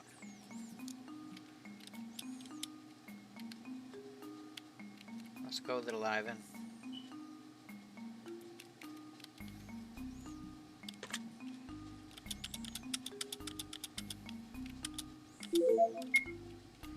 Does it matter what you put on the sticky note?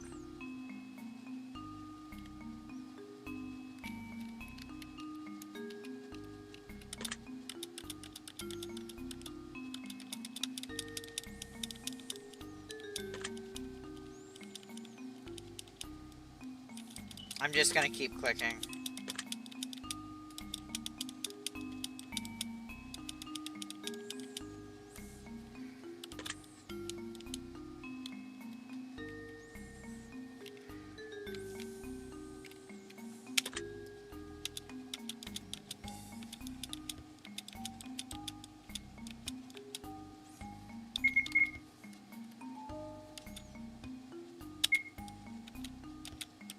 there like a secret ending if you do something in the sticky notes?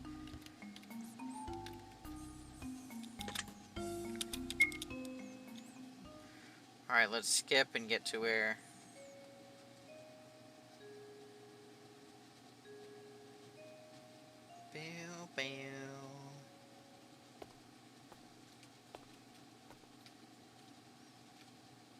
So I have 2 out of 4 endings. And so far, I really like this. I'm like...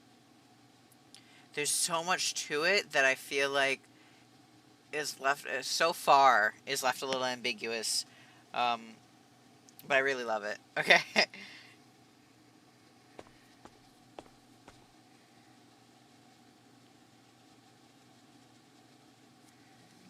Touch his shoulder. Or no.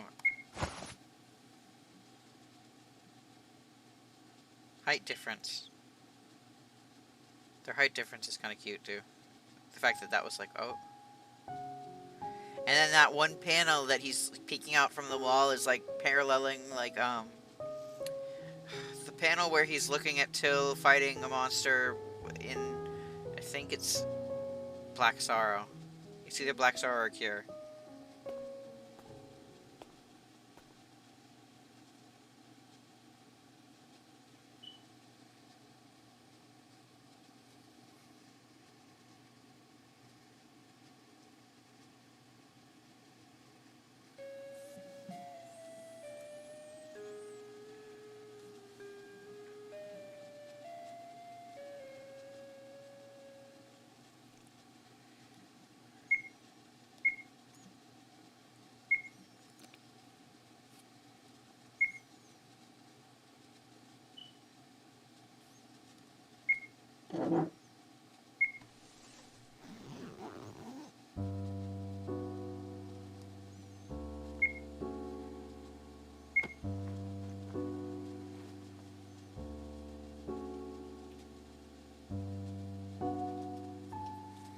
Okay. I keep clicking the WASD keys, thinking that that's the way to move, but no, it's the arrow keys.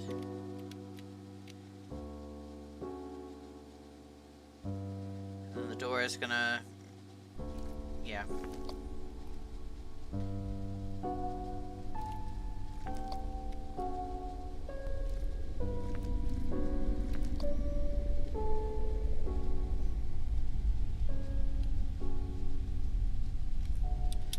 Okay.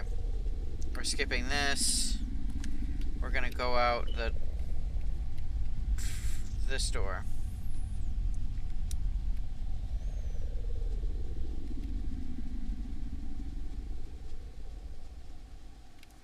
Till stopped by something.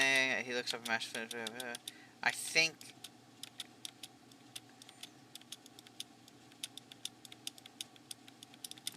I'm so curious how this changes from that. I don't know if I can skip without it. Let's go home together. Ride my bike. Bike. I don't need that.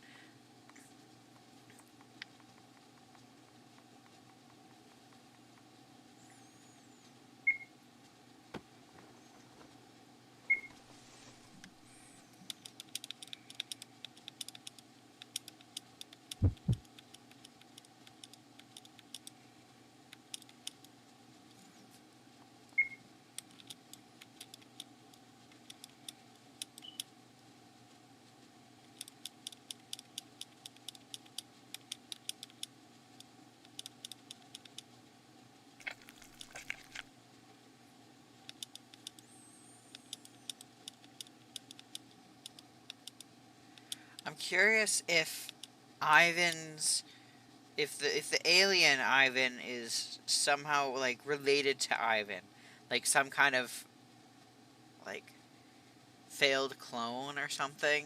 I don't know how to explain it, but the fact that one of the trigger warnings is human modification has me curious about why that's there.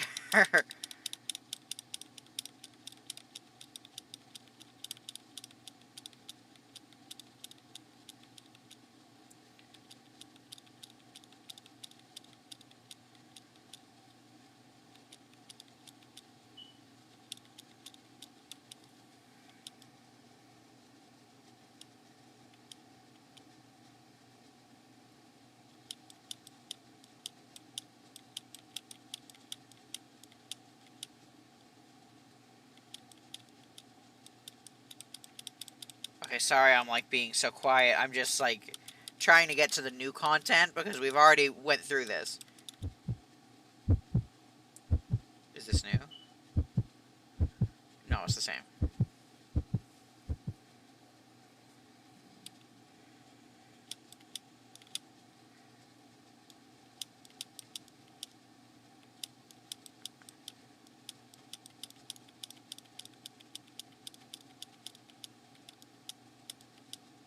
So what I'm gathering from the last the last ending we went to, is that this alien, not alien,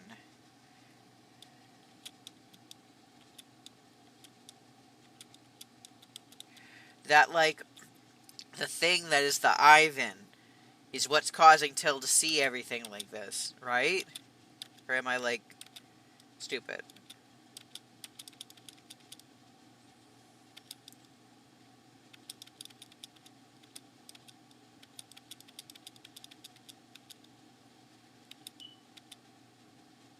I've seen some specific scenes. Oh, this is new. Till's been acting stranger and stranger lately. He seemed fine right after he was discharged, but now he avoids everyone he runs into. Hasn't that boy always been the type to avoid you, Mizzy? That's true. But somehow it feels different this time, especially with Ivan. Yes, Ivan. Those two used to be practically glued together, didn't they? Even though Till always acted like he was annoyed. They fought all the time, too. But he never once pushed Ivan away, did he? Lately, though, it feels like he even recoils from Ivan's presence. And he keeps humming songs for no reason, like he's in a daze. Also, that really cool-looking lady from yesterday. She didn't say much, but she did ask about Till, didn't she? Maybe she was just trying to advertise some kind of therapy service. After all, Till's been on the news a few times. He's kind of famous. Oh, come on. If anyone's famous, it's our ice princess, Sua. Mizzy, honestly, anyway, let's just leave it to Ivan. He can figure out if it's true or not. Haha, Sua, you always get along so well with Ivan. Maybe you two are actually long-lost siblings? Me and him? Please don't say things like that. Missy, are you really that worried about Till? Of course. Till's the youngest in our class, right? He lives alone and his family situation seems complicated, and now he's gone through something so terrifying. An artist's heart is so delicate. The blow he took must be the blow he the blow he took must be unimaginable. Most of all, he's our friend. Our friend? Yeah. Sua, Ivan, Till, you all are so outstanding. Being surrounded by such incredible friends, I feel so lucky. What's wrong? Mizzy, sometimes I really wish you would... Never mind. Really, you look troubled just now, Sua. Mizzy, if I had been the one in that accident, would you feel the same way? You in an accident? Don't make me imagine something so awful. I don't know. I don't dare think about it. Sua, you're my one and only. If something like that really happened, everyone who hurt you should be... Please don't make me picture something like that. Mizzy, sorry, I shouldn't have made you imagine something so scary. So you do have a mean side after all, Sua. As an apology, how about I treat you to a crepe? Really? But I'm on a diet. But I want to eat one together with you, Mizzy. Please, please? Fine. Then I want strawberry with blueberry jam, right? Then wait for me here, okay? I'll be right back. The small figure of a short-haired girl walks away. The imagined scene of Sua being hit by a car lying in blood still makes Mizzy's heart race. If Sua, like Till, were covered in wounds, lying motionless on a bed, and if, upon waking, she distanced herself from Mizzy, just like Till did, that would be unbearable. She would surely lose her mind. Sua is so delicate, there's no way she could endure that kind of pain. Just thinking about it, grief and rage surge up from her stomach straight to her brain. She might even do something irreversible. No. Her mind froze just now. She shouldn't have let Sua go buy crepes alone. Only yesterday, a student from the same school went missing. The culprit still hasn't been identified. This isn't good. She has to hurry and catch up with Sua. Run after Sua, obviously. Ah, that was close. Little girl, don't walk so fast. Sorry, are you alright? A man suddenly appears before her, his face breathtakingly beautiful. I knew it. I was like, we haven't seen Luca yet. His pale skin, slightly wavy, golden hair shimmer in the sunset, like something otherworldly. She takes a few steps back. With such unforgettable beauty, of course Mizzy remembers him. When Till was hospitalized, when Till was still hospitalized and classmates visited in turns, aside from Ivan who skipped cram school to stay with him, there was sometimes a doctor making rounds. That man always looked tired and cold, usually just dropping off medicine, asking briefly about Till, and leaving right away. No different from most doctors who had long grown numb to life and death. But he was far too beautiful, leaving a deep impression on Mizzy. There's also a blonde classmate in their class. Maybe all blondes are this striking. Though, of course, Sua is still the most beautiful. This is the first time she sees him outside the hospital, and as if afraid people won't notice he's a doctor, he's still wandering around in his white coat. The look he gives her seems confused, as if he doesn't remember her. Dr. Luca, hello. Ah, you're that. Who were you again? I'm Till's classmate, the one who was hospitalized after the car accident. You have so many patients, it's normal if you don't remember me, haha. Till, right, now I remember vaguely. So his name is Till. Awkward. She really should hurry and catch up with Sua. I have to go. How's Till doing lately? Till's been in poor spirits recently. We're all worried. Did he mention that at his follow-ups? He hasn't come back for his checkups as instructed, so I thought I'd visit him at home. But he doesn't live at this address. But he doesn't live at the address he wrote on this file. I think he lives alone. We don't really know. Doctor, did you come today just to find Till? That's right. But you didn't even care to remember his name, and now you're going out of your way to visit him? Is that so? Now let me ask differently. Have you ever seen a tall, dark-skinned woman with long hair? I don't know, I haven't. Why are you asking that? If she still doesn't realize something is wrong, then she's just too stupid. This guy isn't even pretending anymore, is he? But the aura coming from him feels like that of a predator. Mizzy feels fear instinctively. Sua, she has to find Sua, then get out of here fast. Sorry, I need to rush home. Excuse me. Oh, don't be in such a hurry. How about this? Why don't you just tell me where Till lives? Sorry, I can't disclose that. Is that so? Something cuts through the air, flying past her ear. The weight of the ponytail on one side of her head suddenly disappears. I know this song. This is Ruler of My Heart, I think. A slowed version of Ruler of My Heart. It's hard to sing along to it because it's... Oh! I love this music. From the corner of her eye, Mizzy sees pink strands drifting down. Her braid has been cut. Her carefully maintained, cherished long hair. The hair Sua loves to rub her cheek against when leaning on her shoulder. The hair Sua once praised as silky soft, like satin. The strands Sua once kissed, now falling to the ground like withered petals. But instead of grief for her carelessly shorn hair, the first feeling that rises is confusion. Cold sweat drips down Mizzy's cheek as she scrambles for a way to respond. The person in front of her is dangerous. No, she can't go to Sua. She should run, try and draw him away. But what if he gives up chasing her and goes after Sua instead? Maybe stalling him here is a better option. Can you tell me now Till's address?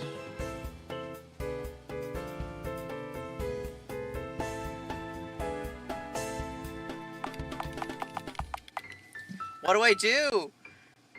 Wait.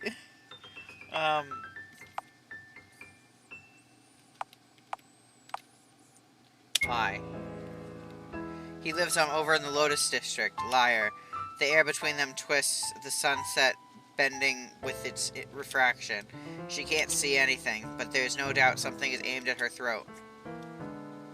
She is being threatened. Young people these days lie so easily, no respect for their elders. Wouldn't it be better if we spared each other the trouble? Where does Till live? Have you met that woman? She almost laughs in disbelief. Even if I tell you, you won't believe me. What's the point of answering? So rude. This is why I hate children. And I hate hypocritical adults like you the most. That sounds like a Persona quote. Well, since you're already seeing me, I can't let you go.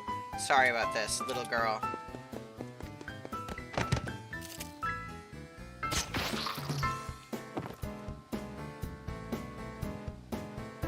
Sua.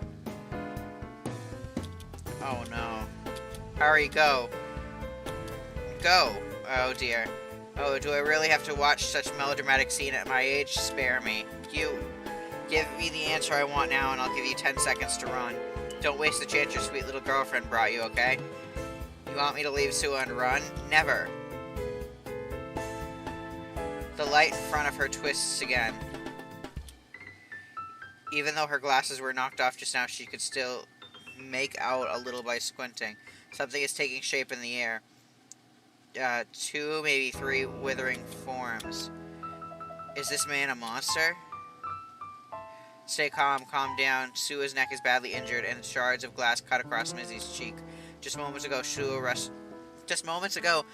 rushed out and shoved her aside. Otherwise, her whole head might have been cut off. Why wasn't it? Is it because this person can only reach so far? Sua is bleeding endlessly. She's helpless, alone. What should she do? What should she do? At the very least, get away from this monster. Press Sua's wounds.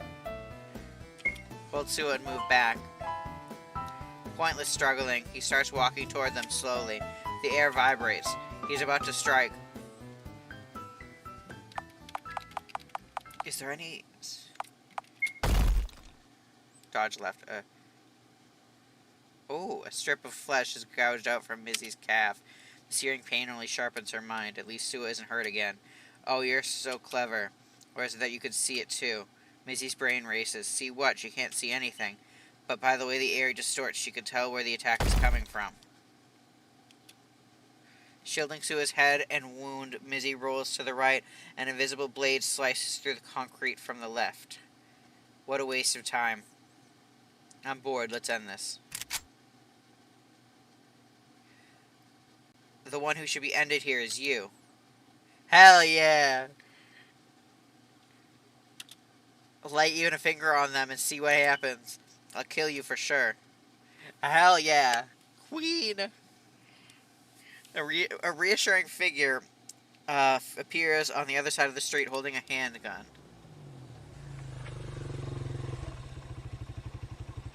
Two men dressed similar to Hyena arrive on motorcycles. She raises her gun, aiming without blinking, her eyes locked onto Luca.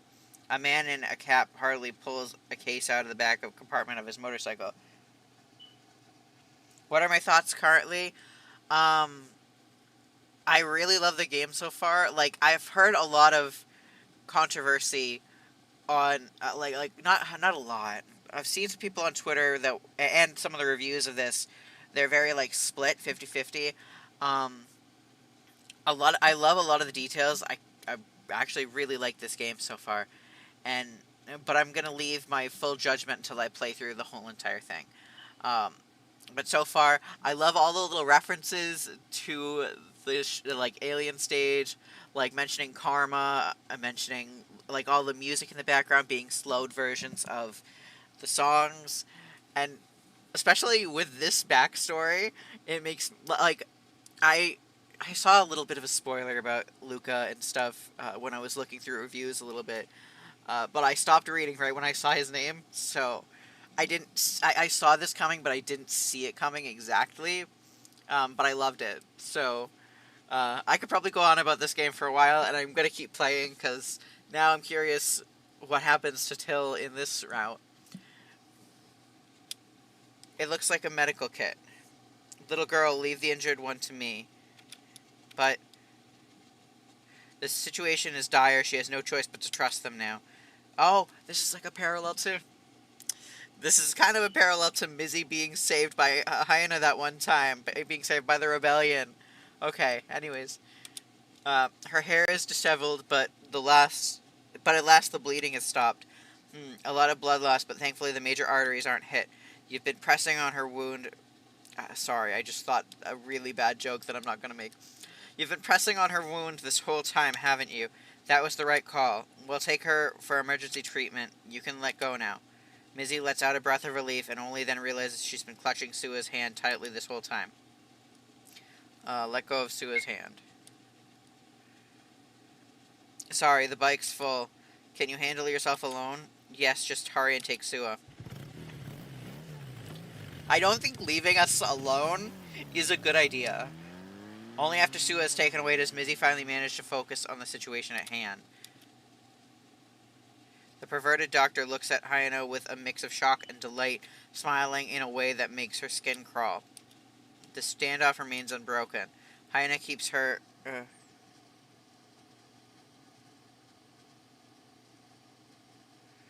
Okay.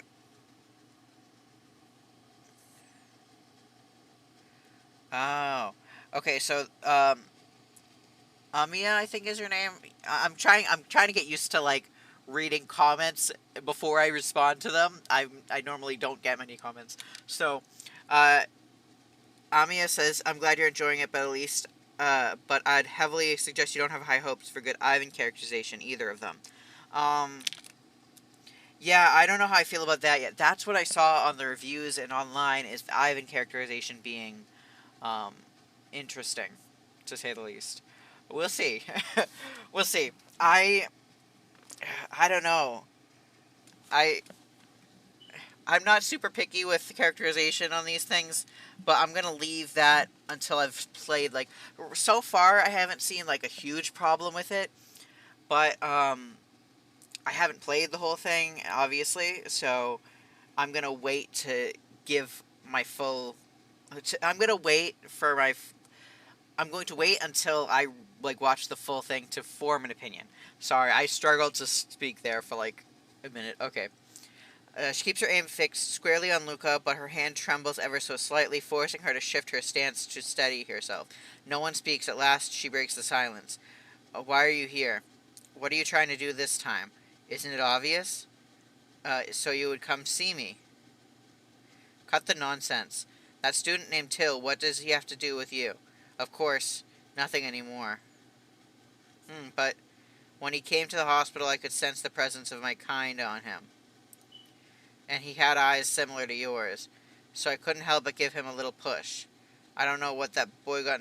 I don't know how that boy got entangled with my kind, but the clearer he sees, the more likely you are to appear. Isn't that right?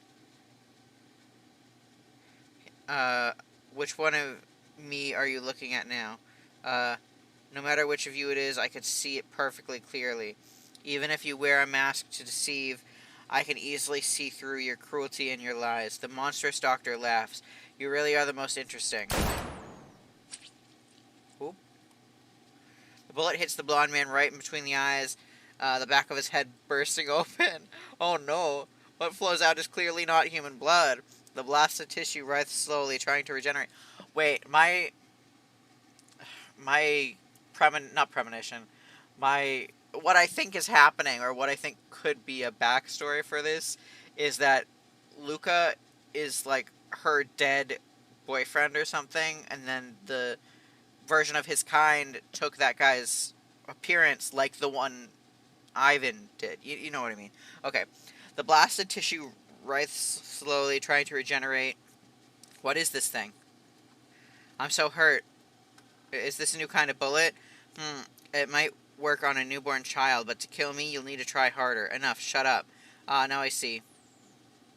You want to free Hyanwu, don't you? I said shut up. Say another word, even if I can't kill you, I'll reduce you to a pulp. Get out of my sight. That's fine, we have plenty of time ahead of us. I'll be thinking of you always, Hyena.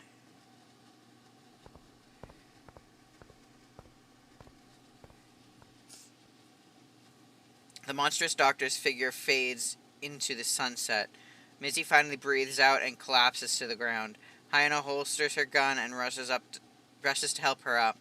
It's okay, I'm here. Hyena, Ani, Sua, she'll be fine. Isaac's skills are among the best.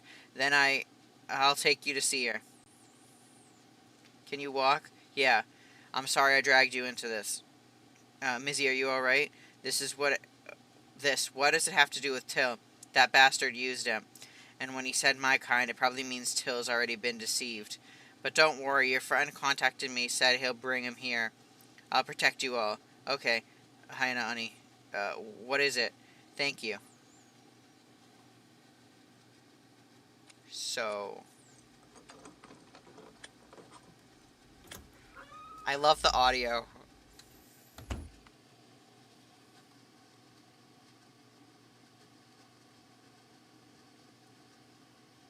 Okay, after a certain ending. Um, Okay, so... Oh, thank you. Sorry, you don't even know what I'm responding to.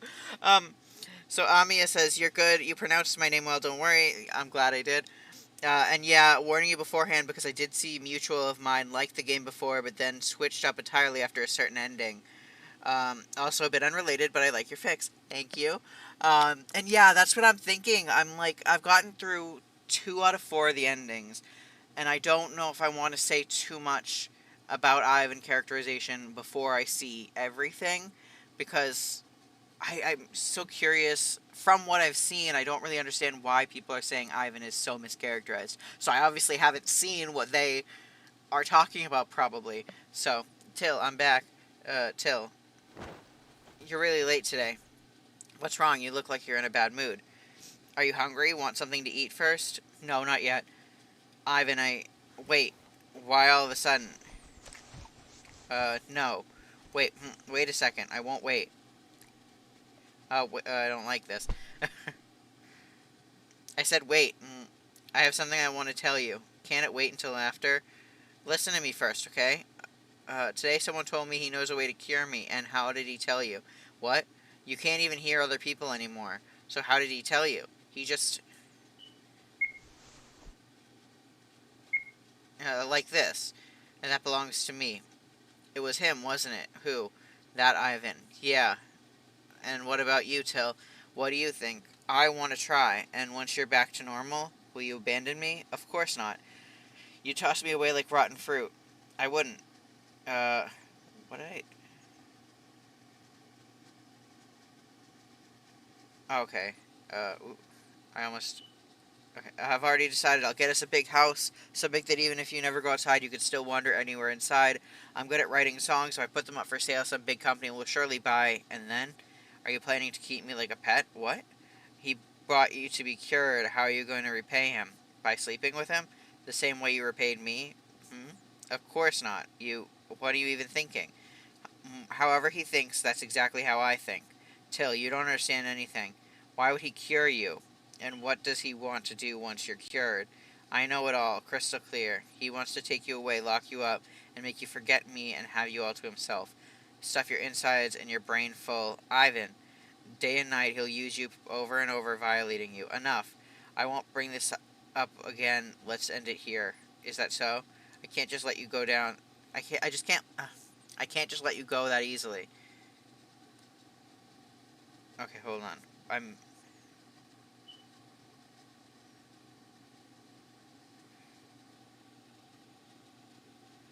Okay. Ivan grabs my waist and pulls something out of my pocket. It's the folded note. Give it back, Ivan. The tall man puts the note into his mouth and swallows it whole. That's not something you can eat. Spit it out. Is the thing important to you? That's not what I mean. Even if he becomes a hideous monster in your eyes, you'd still choose him? Then what about me? Oh. Ivan presses down on my shoulders, forcing me to the ground without mercy. Shit, I know this song. It's Paradise, right? I can think of the lyrics, but I can't think of the name right yet. My legs are pinned down and I can't move. The tall man in the white looms over me like an ice mountain, his expression more unfamiliar than I've seen. It hurts. Every instinct screams that something terrifying is about to happen. I have to fight back. Swing my right hand. I swing my right hand with all my strength, smacking Ivan across the face. My palm burns with pain, but Ivan's face doesn't even flinch. He stares down at me from above. Then he clamps both my hands together and slams them down to the ground. I should never have let you go back to school from the start. You were already abnormal after all, weren't you?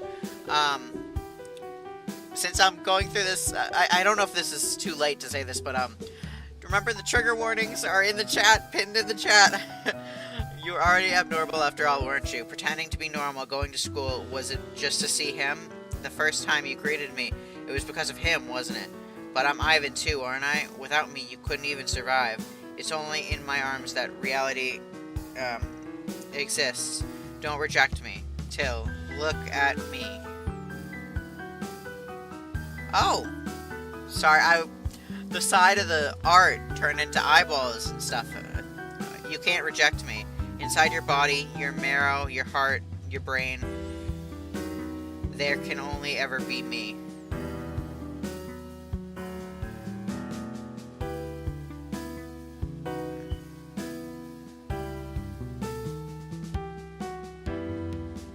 Cast me into the abyss.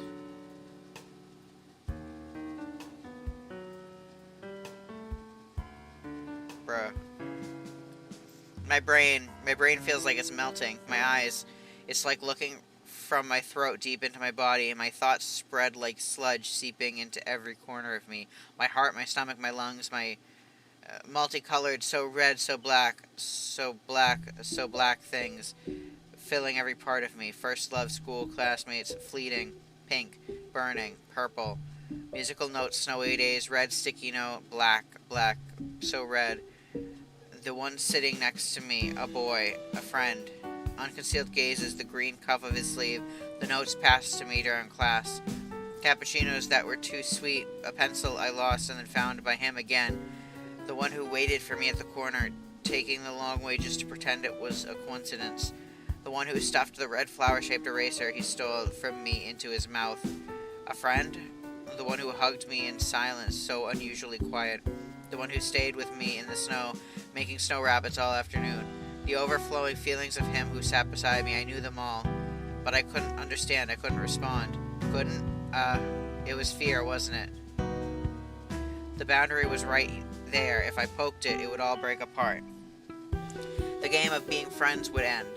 If I covered my eyes, plugged my ears, and ran somewhere no one could reach me, would I escape from the guilt and the unease? God. Ivan and Ivan. What's the difference between them? One of him, two of him, I'm just clinging to Ivan's presence. If there is a God, then surely they are punishing me for being so lazy and foolish. I'm so tired. It hurts. It hurts. It feels so good. The blood and organs smeared across the ceiling, walls vanish. Warm, soft ropes are wrapping me tight. Hundreds of black and red eyes are staring at me. In my mouth, my ears, my throat, my brain, even in my... well, as if nothing else will ever be allowed inside me. I'm crammed full. Ivan seeps through every pore, ruthlessly, tenderly steering me. The feeling of my sanity being pulled away is so pleasant. Thinking it's so exhausting. So tight, so sore, so good, so happy. I'm so happy.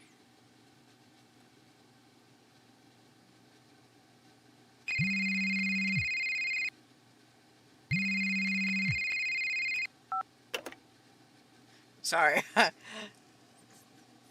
Hello? Is this Ivan? Who's speaking? You never saved my number, did you? Good morning, Hyena Nuna.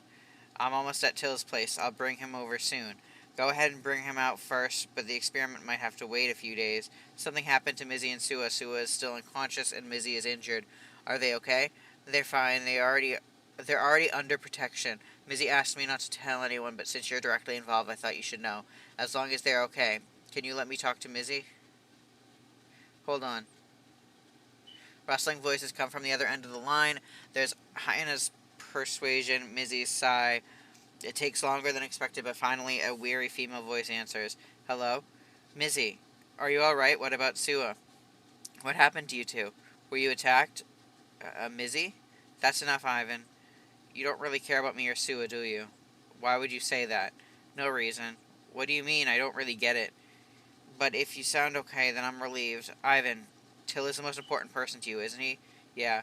If you had turned down the basketball team that day and gone home with Till instead, he wouldn't have gotten into that accident, would he? Haven't you ever thought it was your fault? Mizzy, what's going on? No. If you don't want to talk about it, then you don't have to. I'm sorry. I shouldn't have said that. What happened to Sua, it's all my fault. It's always like this. I keep trying to do things I can't, and now I'm even lashing out at you. Sorry. Don't apologize, Mizzy. On the other end, Mizzy lets out a deep sigh. Ivan, take good care of Till. As promised, he comes to pick up Till at dawn. Since Hyena said so, they'll stay at the hotel for now. With Sua badly hurt, Mizzy will surely stay at her side. Mizzy is right, he shares the same responsibility too. So he'll take responsibility staying with Till and never leaving him. The thought makes Ivan smile. He doesn't know how long it will take to cure Till, but however long it is, he'll be there. Wait, is this Paradise again, or is it? No. I don't know. Alright, if Till can't see or hear, then he'll be his eyes and ears. He'll learn to cook and fatten him up a little. It doesn't matter if they never go back to school. It doesn't matter if he cuts ties with his foster parents. Just growing old together with Till would be enough. God, so much misfortune has fallen on Till. He shouldn't have been so harsh with him. If he lived a little kinder, maybe they could be closer. Like Mizzy and Sua, he wants the rest of his to rest his forehead against Till's, to intertwine their fingers together. But there's still time. It's not too late. Yesterday they made a pinky promise. Till won't break it. When Till recovers, he'll take him to the sea. Let him feel the waves and steal a kiss at sun. Like the art! Like the art! Okay, sorry. He probably won't refuse, will he? Till isn't waiting at the door. The door is open, not locked. Is he waiting inside? Oh no, this... Push the door open. Is this gonna parallel...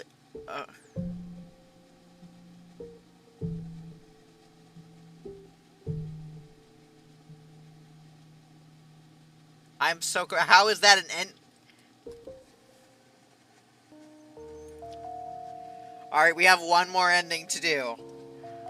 I don't know how much... I don't... That ending has me conflicted. That ending has me a little conflicted.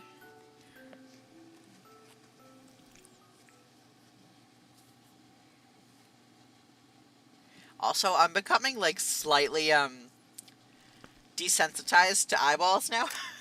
Because before they were so creepy to me. Well, not like, you know, like misplaced eyeballs, not like normal ones. But now it's kind of, I'm getting used to it from this.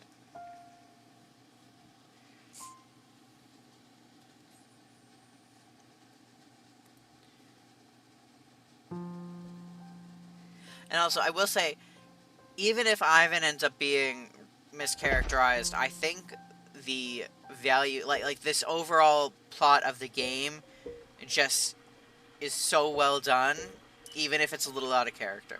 I mean, because I'm gonna hit skip again because I gotta get to the part where I make a choice. But just like the background stuff with Mizzy and Sua, and then Luca and Hyena, like it's just all works together so well, and I just really love it.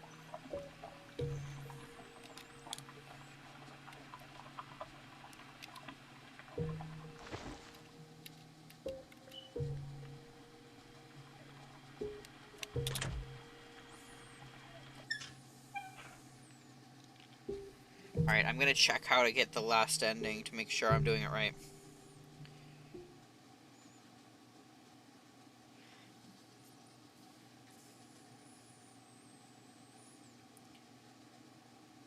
Okay, so the last one is go out the front door and don't put a sticky note.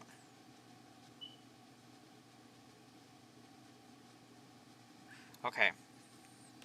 What do we pick in the beginning, though? Does that matter?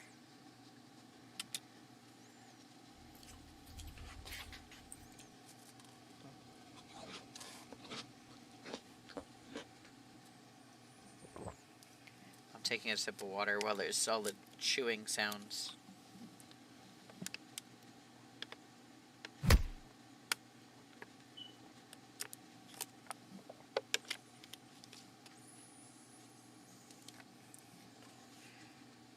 I'm gonna just do that.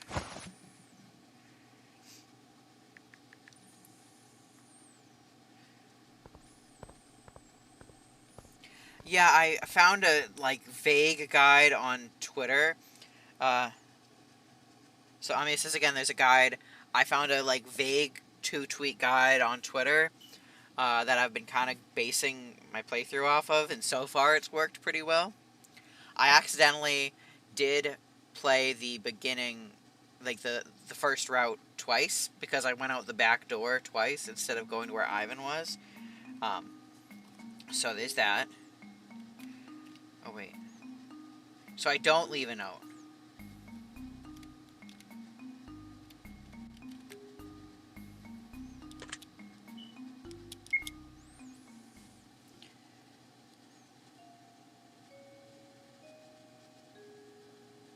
What does Ivan even say to him at the door? So we're gonna get a...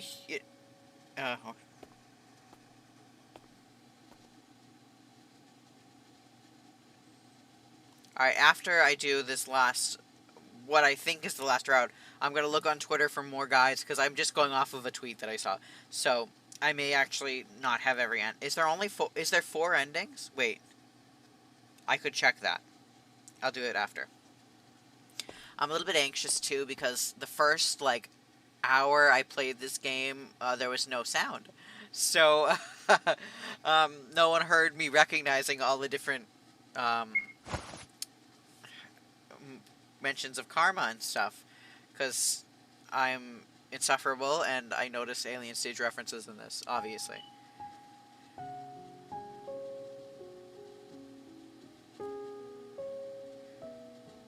I love this. I didn't say it because I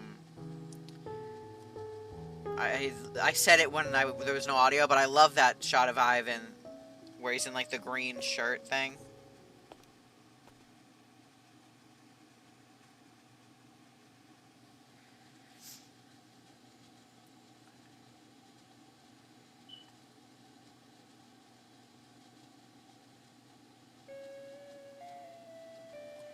Okay, so we've done... I know this part. Okay.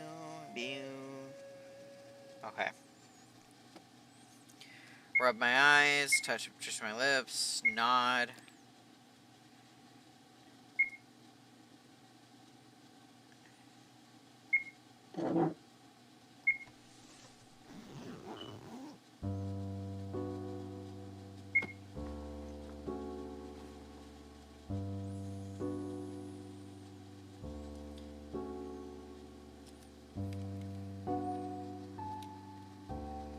Alright.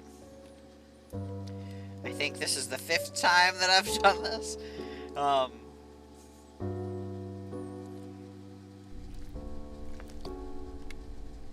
Honestly, though, the visuals are amazing. I know I've said that already, but, like, the way it's... there's a game that I think of that it's, like, this reminds me of, but I can't think of the name of it.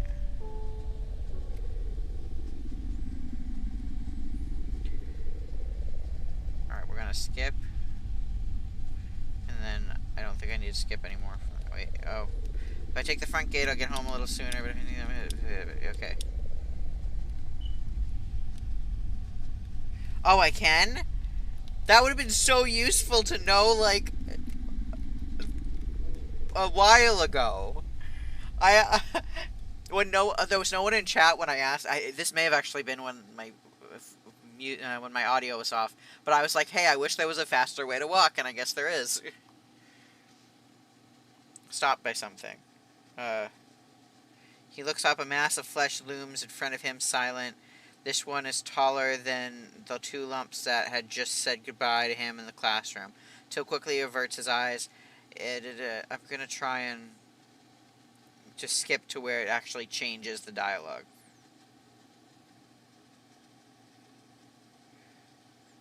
Oh no, don't worry. Hi, Rose. After all, they are normal ones here and blah blah blah. Okay.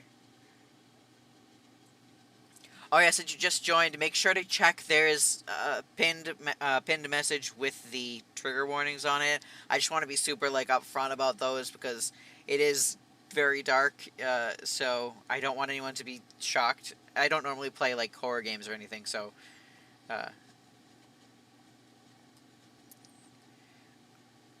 why? Sorry, I can't understand what you're saying. You avoiding me.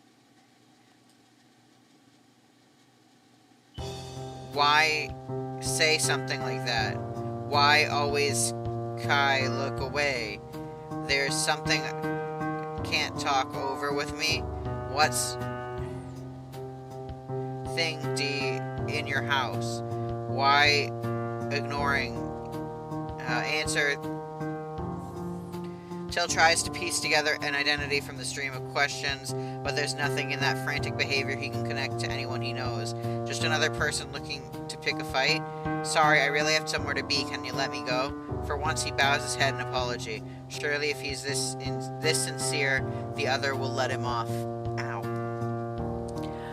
Sorry, I was taking off part of my headphone, and I have like 3 new piercings in this ear, and it obviously hit one in the exact way to make it painful. Okay. Surely, if he's this sincere, the other will let him off. But instead, the person freezes as if unable to believe what he just heard. Why you apologize me? Its tumors and tendrils tremble faintly. Squirming tentacle presses against the back of Till's neck. Dragged closer, he can even smell the rank stench. Then his eyes, his nose, his lips, are smothered in red. Something sharp tears at the tender flesh inside his lips. Something rotten and slimy forces its way between his teeth, filling his mouth. So disgusting. He wants to throw up. Push the flesh aside. The other's strength is terrifying. Just when he snatches a breath, his face is forced back down. Luckily, I mentioned the trigger warnings. Another weight digs into his chest. A giant pupil fixates on him, unblinking. The grip on his neck finally loosens, and he gulps air desperately. Nausea surges up from his throat. He hasn't eaten all day. Turning aside, he only retches up saliva and stomach acid. But before he can truly shake free of the mass's hold, the tendrils coil around his neck again. His windpipe is crushed shut. Till is once more stripped of his senses by this reeking flesh. He has no idea how much time passes. Seconds, hours. Breath slips further and further away. The world goes white. Through the haze, he thinks he's released, his limp body caught by someone. Even then, he struggles weakly, muttering curses. But resistance is pointless. He's dragged, half-carried, towards somewhere else. He can't see the way. But through his shirt, he feels a warmth that should belong to a human.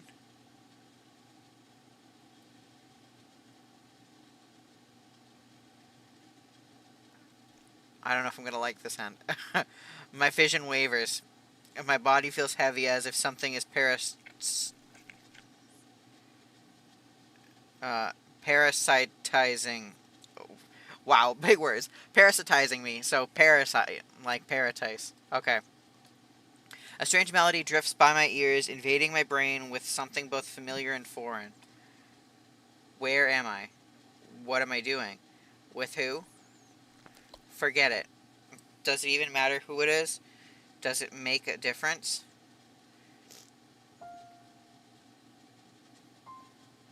Outside the window, 31 bizarre clouds drift past. Each one laughs at me, loud and cruel. The sky is still bright. It doesn't seem too late. If I go home now, I could still make it. Try and make a sound. It hurts. My esophagus burns with the sting of stomach acid. My stomach clenches, emptied, and then crammed full again. It feels like an extra organ has been stuffed inside me, weighing me down. I'm hungry. Try to lift myself up. My hands are pinned in front of me, unable to move. Tug my wrist. This body confined to a sickbed for 2 months, barely eating after release. How can it resist such a strong restraint? Stop shaking me. My head aches from jolting. I feel like I'm going to die. I must be dying. Otherwise, how do I explain the dream that unfolds before me? A dream I could never dream? There were hypnotic classes and annoying homework, headphones, and scattered music sheets. Green breezes, a blue sky, and nameless little flowers growing by the roadside. The school festival and guitars, microphones, and someone wearing cat ears and a maid outfit. Like the art. Pink hair, a white headband, green sleeves. All of it warm enough to sting. I swallow the bittersweet flood. Everything is warm. It hurts in my gut. The faces of old friends blur, even their names fading. The small happiness and worries of normal people, all of it ended with the screech of tires on concrete. None of it has anything to do with me anymore. Even the music running in my veins is nearly gone. What do I still have? What is left at all? Song, beautiful, sing it again. to snow. Give me one. Who? Cheer up. Like the comic again. Uh, it's him. It's Ivan. Help me. My throat aches so badly I can hardly speak, but still trembling I force out the words. Help me. Ivan, take me home. Please.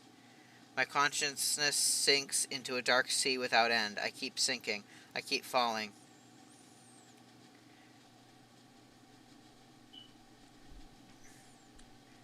Till I... Oh. Oh no, I don't... This is... Okay. I'm not reading this. I really need to emphasize, trigger warning, you should probably turn away for, like, a little bit.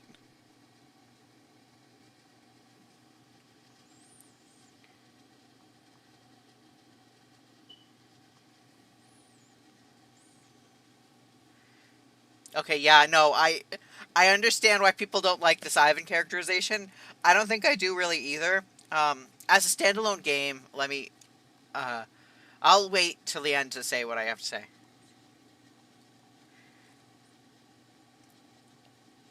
Do you guys, like, want me to read this, or is it okay that I'm skipping through it a little bit? Because, uh, I'll read it. Uh, that's too cruel. Wait,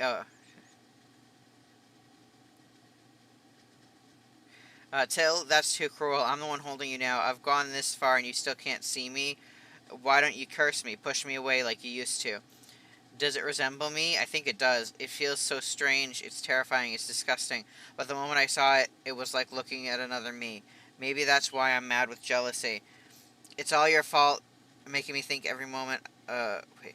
Making me think every moment, why isn't that me in its place? Making me, yeah, why? It should be this me having you there, not it. Till, do you hear me?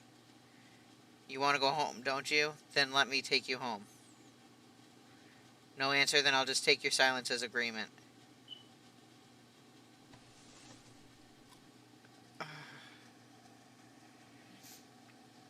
No way we can ride a bike like this. Let's take a cab back. Bruh, I did not... Look, like, I know it has trigger warnings. A lot of trigger warnings, but for some odd reason that did take... Like, the... Not, I guess not abruptness. It, it just took me by surprise a little bit. Not in a, like, I can handle this kind of stuff, I'm completely fine. But it surprised me. A distant voice reaches my ears.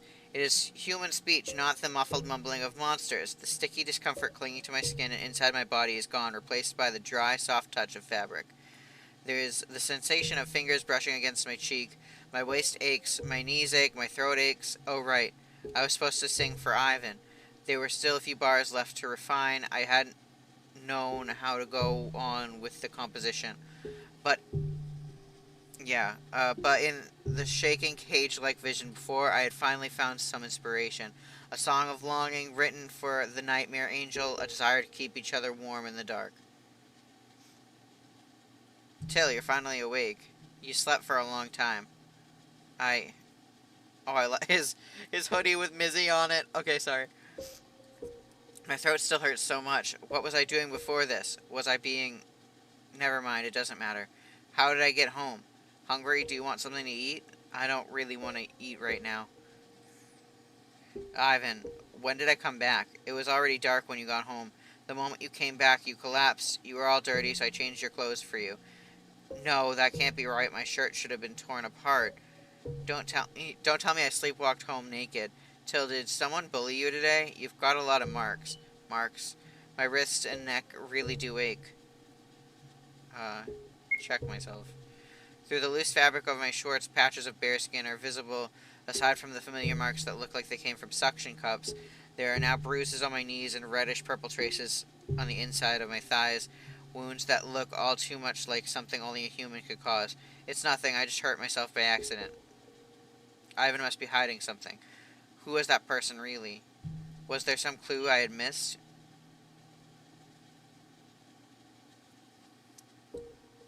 Okay, I can... Wait, can I walk around now? Yeah, okay. I don't think I can walk past this. Probably no need to go this way. Okay.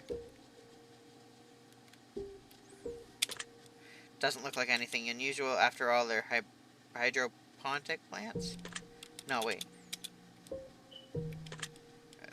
Uh, this lump of flesh has burn marks and melted traces. Did Ivan use fire here?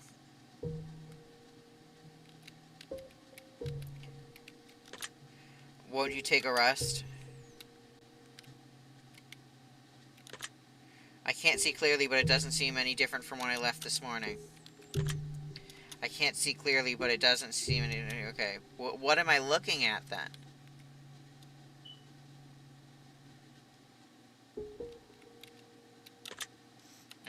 Ivan. Ivan, move aside. No. I know you're hiding something over there. I won't be angry.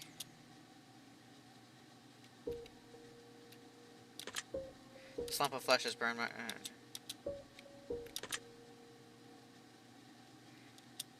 Perhaps it's because it hasn't been long since it was taken off, or maybe deep down my subconscious has always known the truth. Even covered in veins and a membrane like afterbirth, I still recognize what's hidden in the fridge. It's a familiar light green hoodie. A hoodie worn in every season, always draped over a tall frame. In memory, the wide sleeves could hide half of that person's hands. He was tall to begin with, so if I were to put this on, it would only hang off me in a ridiculous way.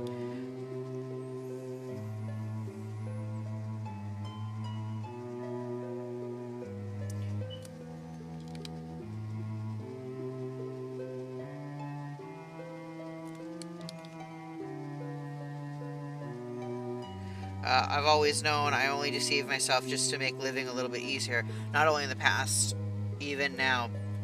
I, weak and cowardly as I am not ignorant, and so not innocent. I'm a terrible person. Truly the most terrible of all.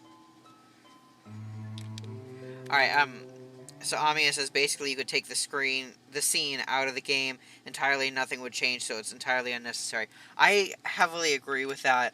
Um, that I didn't expect that because I was waiting this whole time for something like Ivan did to be out of character, and I didn't expect to be like almost slapped in the face like that because that was so not. I mean, okay. I'll wait till I'm done to give my final verdicts of everything. But Ivan, can you tell me again, how did I get home? You were... Don't lie to me, please. Someone brought you back. He knocked, left you at the door, then left. Did you see him? No. I didn't need to. I already know who he is. Then he left right away. The reason I hid his clothes was just so you wouldn't have to think of him again. I'd never hurt the people around you. I promise you that, remember? Till, don't you trust me? I trust you. You're the only one I trust anymore. Then don't lie to me either, okay? Tell me, were you bullied? I'll tell him the truth. No, I wasn't bullied. It was my fault, my karma. He only took back what was his to begin with. I owed him. If that's your choice, I won't force you, but till there's sorrow clinging to... Sorrow clinging to you. I know, Ivan, we can't stay here any longer. I don't want to stay here. I'm selfish, I'm a coward, I just run from choices and the unknown. Sorry, every time a word comes up from one of the songs, I'm just like, whoop, looking up like it's the Truman Show. Or I think that's the show that it has the people, or The Office. It's either the Truman Show or The Office where they look at the camera when something happens. But even so, I still want to live. Alright, tell me, Till, what do you want to do?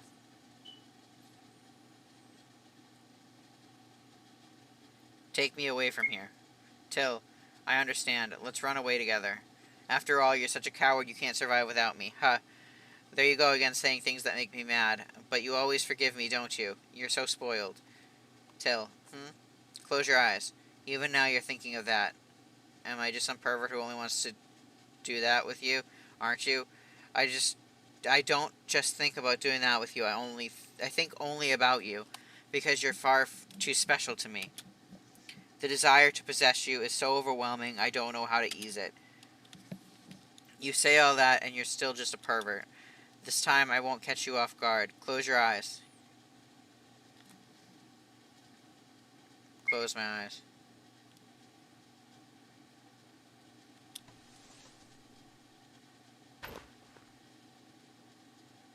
Alright. You can open your eyes now. This is a guitar. Wait, does he gift in the... If y'all have read my fic, this is... Okay. The one from before, you clearly treasured it a lot, but it was smashed. So I spent a long time gathering materials and tried fixing it. It doesn't look quite normal yet, but it should play just fine. Ivan, want to give it a try? Take the guitar. Strum the strings. Play a chord.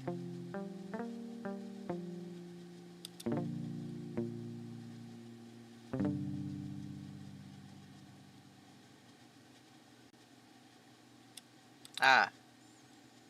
It's music. The thing rushing through my veins along with the red blood cells carrying oxygen to my heart. It is my life. Since the accident, I've cried many times, but only these tears falling now set my whole body ablaze. I can go on living. Clutching the guitar, I fall to my knees, sobbing uncontrollably. Ivan, yeah, I'm here. Ivan, I'm here. Why are you doing all this? Wasn't it just because you thought I was fun that you followed me home in the first place? Even though we don't know where we're running to, even though we're not even the same kind, why do you like me this much? I don't really know either. You are fun, it's true. Till is the only person in the world I've ever found fun. I love watching you smile, watching you get angry or sad. I love listening to you sing. Every move you make fills me with both joy and pain. I want to be yours, and I want you to be mine. You've given meaning to my existence. Is this what it means to like someone? Is this love? It doesn't matter. All I want is to be with you. I don't know if you've been reading too much classical literature again, but thank you. There's some... Also, I just realized the classical literature thing is also kind of... my fic does that. There's something I want to show you tonight. I'm not sure exactly how it'll look, but it should be beautiful. Oh, okay. It's the meteor shower. Really? I inflected that incorrectly. Yeah, even though Till's eyes are... Even through Till's eyes as they are now, it'll surely be beautiful. Let's go somewhere no one can ever find us. Till, will you come with me? Ivan is reaching his hand towards me. The illusion of choice.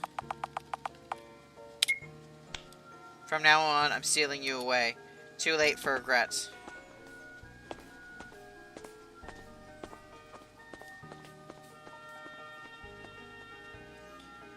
Till, look up. It's the meteor shower! Beautiful, isn't it? Yeah, it's so beautiful. I never thought I'd be able to see something this breathtaking again. I'm glad I didn't blind these eyes of mine. I'm glad I didn't just quietly end it all in some corner. I'm glad I was able to meet you.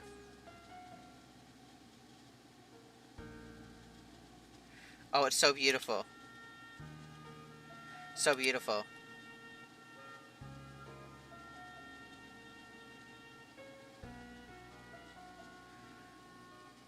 Okay, so is that like the true ending of the game? Okay, now that we're at the end, first off, let me jump back a little bit to when we found Ivan's clothes in the oven or whatever. I'm thinking that he did hurt. I'm thinking Ivan did kill Ivan, like real Ivan. But anyways, it wouldn't surprise me. Is what I'm saying. Oh, it's not over. Is it not? Okay, you can stop banging on the... That's creeping me out a little bit. Till, you're home, right? Till,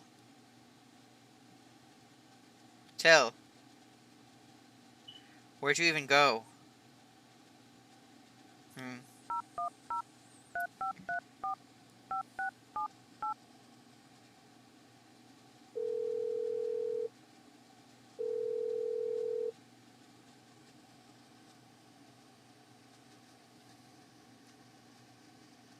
Oh, okay. Hello, hi.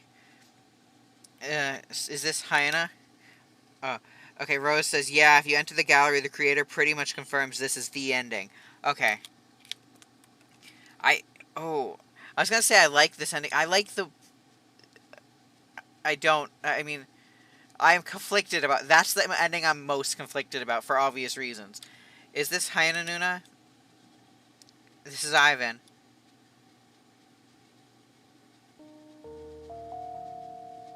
Okay. So now I can give my opinions on this. I think, listen, the Ivan mischaracterization is there. It's exists. I think looking past that, because I would like to, I'm not gonna like make that a huge thing. I mean, things can be OOC, you know. I think the game as a whole is just insane. It's insane for a fan game to be this intricate and have all these endings. And like, I mean, I've seen there's another one, but that was with Design. But anyways, I've seen this is like one of the best fan games I've seen, and I want to read the negative reviews now because I want to see what they said and not be spoiled by them. Hold on, because um, I was looking at reviews when before. Whoa. Yeah, I was looking at reviews before playing this because I wanted to know if there was a guide, and I by mistake sorry, I got distracted reading. It. I was looking for a guide, and I by mistake saw a bunch of reviews, so I or started reading a review. That's why I knew about Luca and Hyena. Um, I was where I was waiting quite a while for the English translation to release so I could play this game. I knew little to nothing overall. I was going in blindly. All I knew is that I was an Ivantill fan game, and that alone excited me. Um, where is it saying then? What's the negative?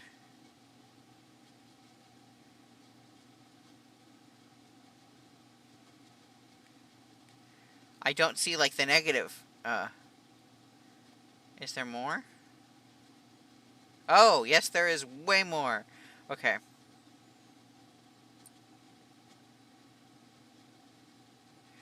All right. I'm skipping through the positive. I know that's bad. I just want to hear people's interpretation of Ivan and like the you know what I mean. Uh, anyway, I'd like to go on the topic of cons for this game. Yeah, I just clicked more on the post. Uh, I'm. This is like the first game I've played on Steam in a very long time. Before this was Baldur's Gate when it first came out, so it's been a while.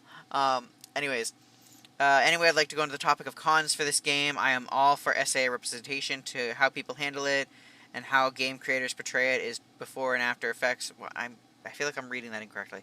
Though the amount of disgusting scenes between both Ivan were between Ivan Till and Ivan Till were just absolutely disgusting. It was so sickeningly overused throughout the story, even going as far as to adding those scenes during the most random times. At that point, it just feels like fetishization when it adds absolutely nothing to the plot of the story. It felt like it was a lingering substance. I understood. Uh, in the alien stage community, Ivan already has to fight off allegations of being the average predatory homosexual male.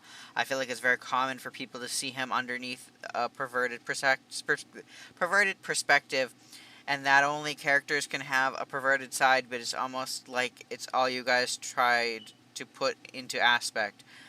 It felt like all you were trying to do is portray Ivan as a R word. Um, I agree with. I have to agree with that. That it's. I don't think it was meant to be bad. I mean, it was meant to be bad, but I don't think they meant to use it in. No, I don't know how to explain this. I don't think they meant to perpetuate that stereotype when creating it, but it does. Um, it's like I don't know, and I just think, as you said in the comment, as it said in the chat, like it was not necessary for that very graphic scene to be there. Like I get that it's a horror film and like film. I get that it's a horror game and stuff like that, but it didn't add. Well, my thought is, I think that that scene could have been done in a different way that wasn't that way. You know, like it could have.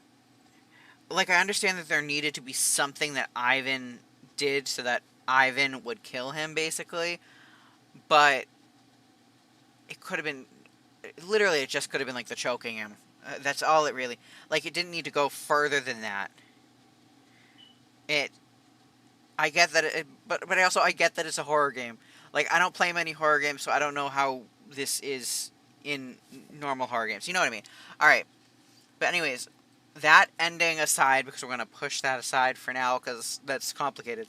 Um, I liked the first two endings, and I think like the overall story. If you put aside that it's alien stage, because Ivan is mischaracterized, but as a like standalone story, it is really good for a fan game, and I mean really good for a game in general, not just a fan. Like it's insane that it is a fan game because of how good it is. And honestly, like before playing this, I was like kind of not looking forward to streaming today and playing a game today. But like I've been so invested in this game, it was so fun to play, and like the time just went by so quickly. So, um, nothing but love to this the creators of this game. I loved it. Everybody should go play it if you are okay with the trigger warnings. That is. Um, And yeah, so I'm gonna get going. I need to sleep on this a little bit. I need to like actually take the full thing in and have time to process before I actually can voice a well thought out opinion on it. Probably look up on Twitter and see what other people are saying. But yeah, because normally, listen, I form my opinions based on like other people because sometimes I don't catch things. I am someone who has a huge issue with things just going straight over my head. I have friends who I have to go to who I'm like, hey, someone sent me this message. Is it meant to be negative? And it's just like, I hate you. And I'm like, do they mean that? Anyways, but yeah, things go right over my head. So for me, I'm playing this, and also I was kind of focused on reading it and presenting it because I'm streaming. But I'm gonna take time and actually take it in and stuff like that. So, and see what other people have to say. I've seen, you see, I've seen opinions both ways. I'm gonna probably read through some of um, the reviews more so, and I don't know. Hold on. Okay, wait. However, it makes a massive hit from. Hold on, I'm gonna read this thing. However, it takes a massive hit from how they handle Ivan, and I'm afraid I just can't give this the same praise I thought I would have for it when I was just an excited follower going off of translated promotional content. I certainly wouldn't call this game fetishizing, but I also don't think its application of SA was at all necessary or appropriate. It's one thing to add sexual violence to a game and tackle it respectfully in a way that pushes the plot forward and is handled with dignity. And this was not it. I understand horror is supposedly to horrify you, but surely with the fleshy, incomprehensible world this game is set up in, with the unelaborated on mention of Hyunwoo and Luca slash the Doctor's true identity, and with the unfulfilled potential of Hyena's monster-killing character in the aftermath of Mizzy plus Sua being attacked, there were plenty of other horrifying paths that could have been elaborated on. Instead, much of that content is left as lacking vague filler, leaving us to watch plenty of Till being coerced by the monster and having us watch High School Ivan, R Word, High School Till. I personally find these scenes to be extra bothersome when again you take into consideration that they did not end up being necessary to further any story or add pivotal changes to Till, beyond being confused by man-made bruising, and that the rest of the story, the main characters ended up very hollow and unelaborated on, while this stuff got to take up the time and resources on center stage. um, I know that a lot of people say that it's just a fan game as a counter-argument to not liking this part of the game's reflection on canon Ivan, and yes, I agree. However, it's been a long-term hot topic in the Alien Stage fandom to debate Ivan's symbolism related to queerness and defend his character from the stereotype predatory gay man. The reason this is so important is because rather than backing up this image his complex character has established, the game leads into that harmful stereotype in scenes that did not even end up being necessary or beneficial to progressing the game's plot. Alien Stage is a show that demands so much nuance and media literacy from fans, especially when it comes to grasping its characters with respectful application of harmful stereotypes. So I cannot say I'm surprised whatsoever that the people are upset about how Ivan's being depicted in this game. These are just my personal thoughts, which I know I'm not alone on, considering how badly this game is currently getting flamed on Twitter. Brutal. A fan game is a fan game, and at the end of the day, I applaud the creators for creating something out of this quality, especially free of charge. We can agree to disagree if you don't like the review, but overall, I don't regret the experience despite feeling let down by the direction it took, and I'm glad Alien Stage has such passionate fans. Okay. I I'm trying to be as positive as I can be about this game because, as I said, it is amazing that there's a fan game that's this well done, and but I do have to I have to agree with people saying that doing that to Ivan. I mean, it was unnecessary, and I mean you could say that about I don't know. I'm gonna stop rambling because I don't I like here's my final opinion. Okay, after I've rambled and not been able to finish my sentences for 5 minutes, I think the game was amazing, but if you push aside the fact that it's an Alien Stage fan game, as a game on its own, I think it's really great. Um, except the R scenes were unnecessary, but but overall, I think it was a pretty good game, and I think it stands alone. It's better as a game if we don't connect it to the Alien Stage characters, if that makes sense, because without the context of Ivan being viewed as a predatory gay man sometimes, it if that scene was not connected to his character, it would have been seen a little bit not as horribly, I guess. Um, but because of that controversy with his character, it's viewed as more of an issue, I guess. I don't know. I don't want to say anything wrong because there's so many sensitive topics. I'm just walking through with landmines. Um, so I'll sleep on this, think it over, and probably give my opinion on Twitter or something. Anyways, I'm gonna go and stop rambling, even though I have so much to say. Um, and yeah, I'm making a new video sometime soon. But I've been working on my fanfiction more than the video, so yeah. Uh, if you haven't read it already, there's a new chapter of my fanfiction out today. Also, there'll be one out in a week from now too that I'm working on, so that's fun.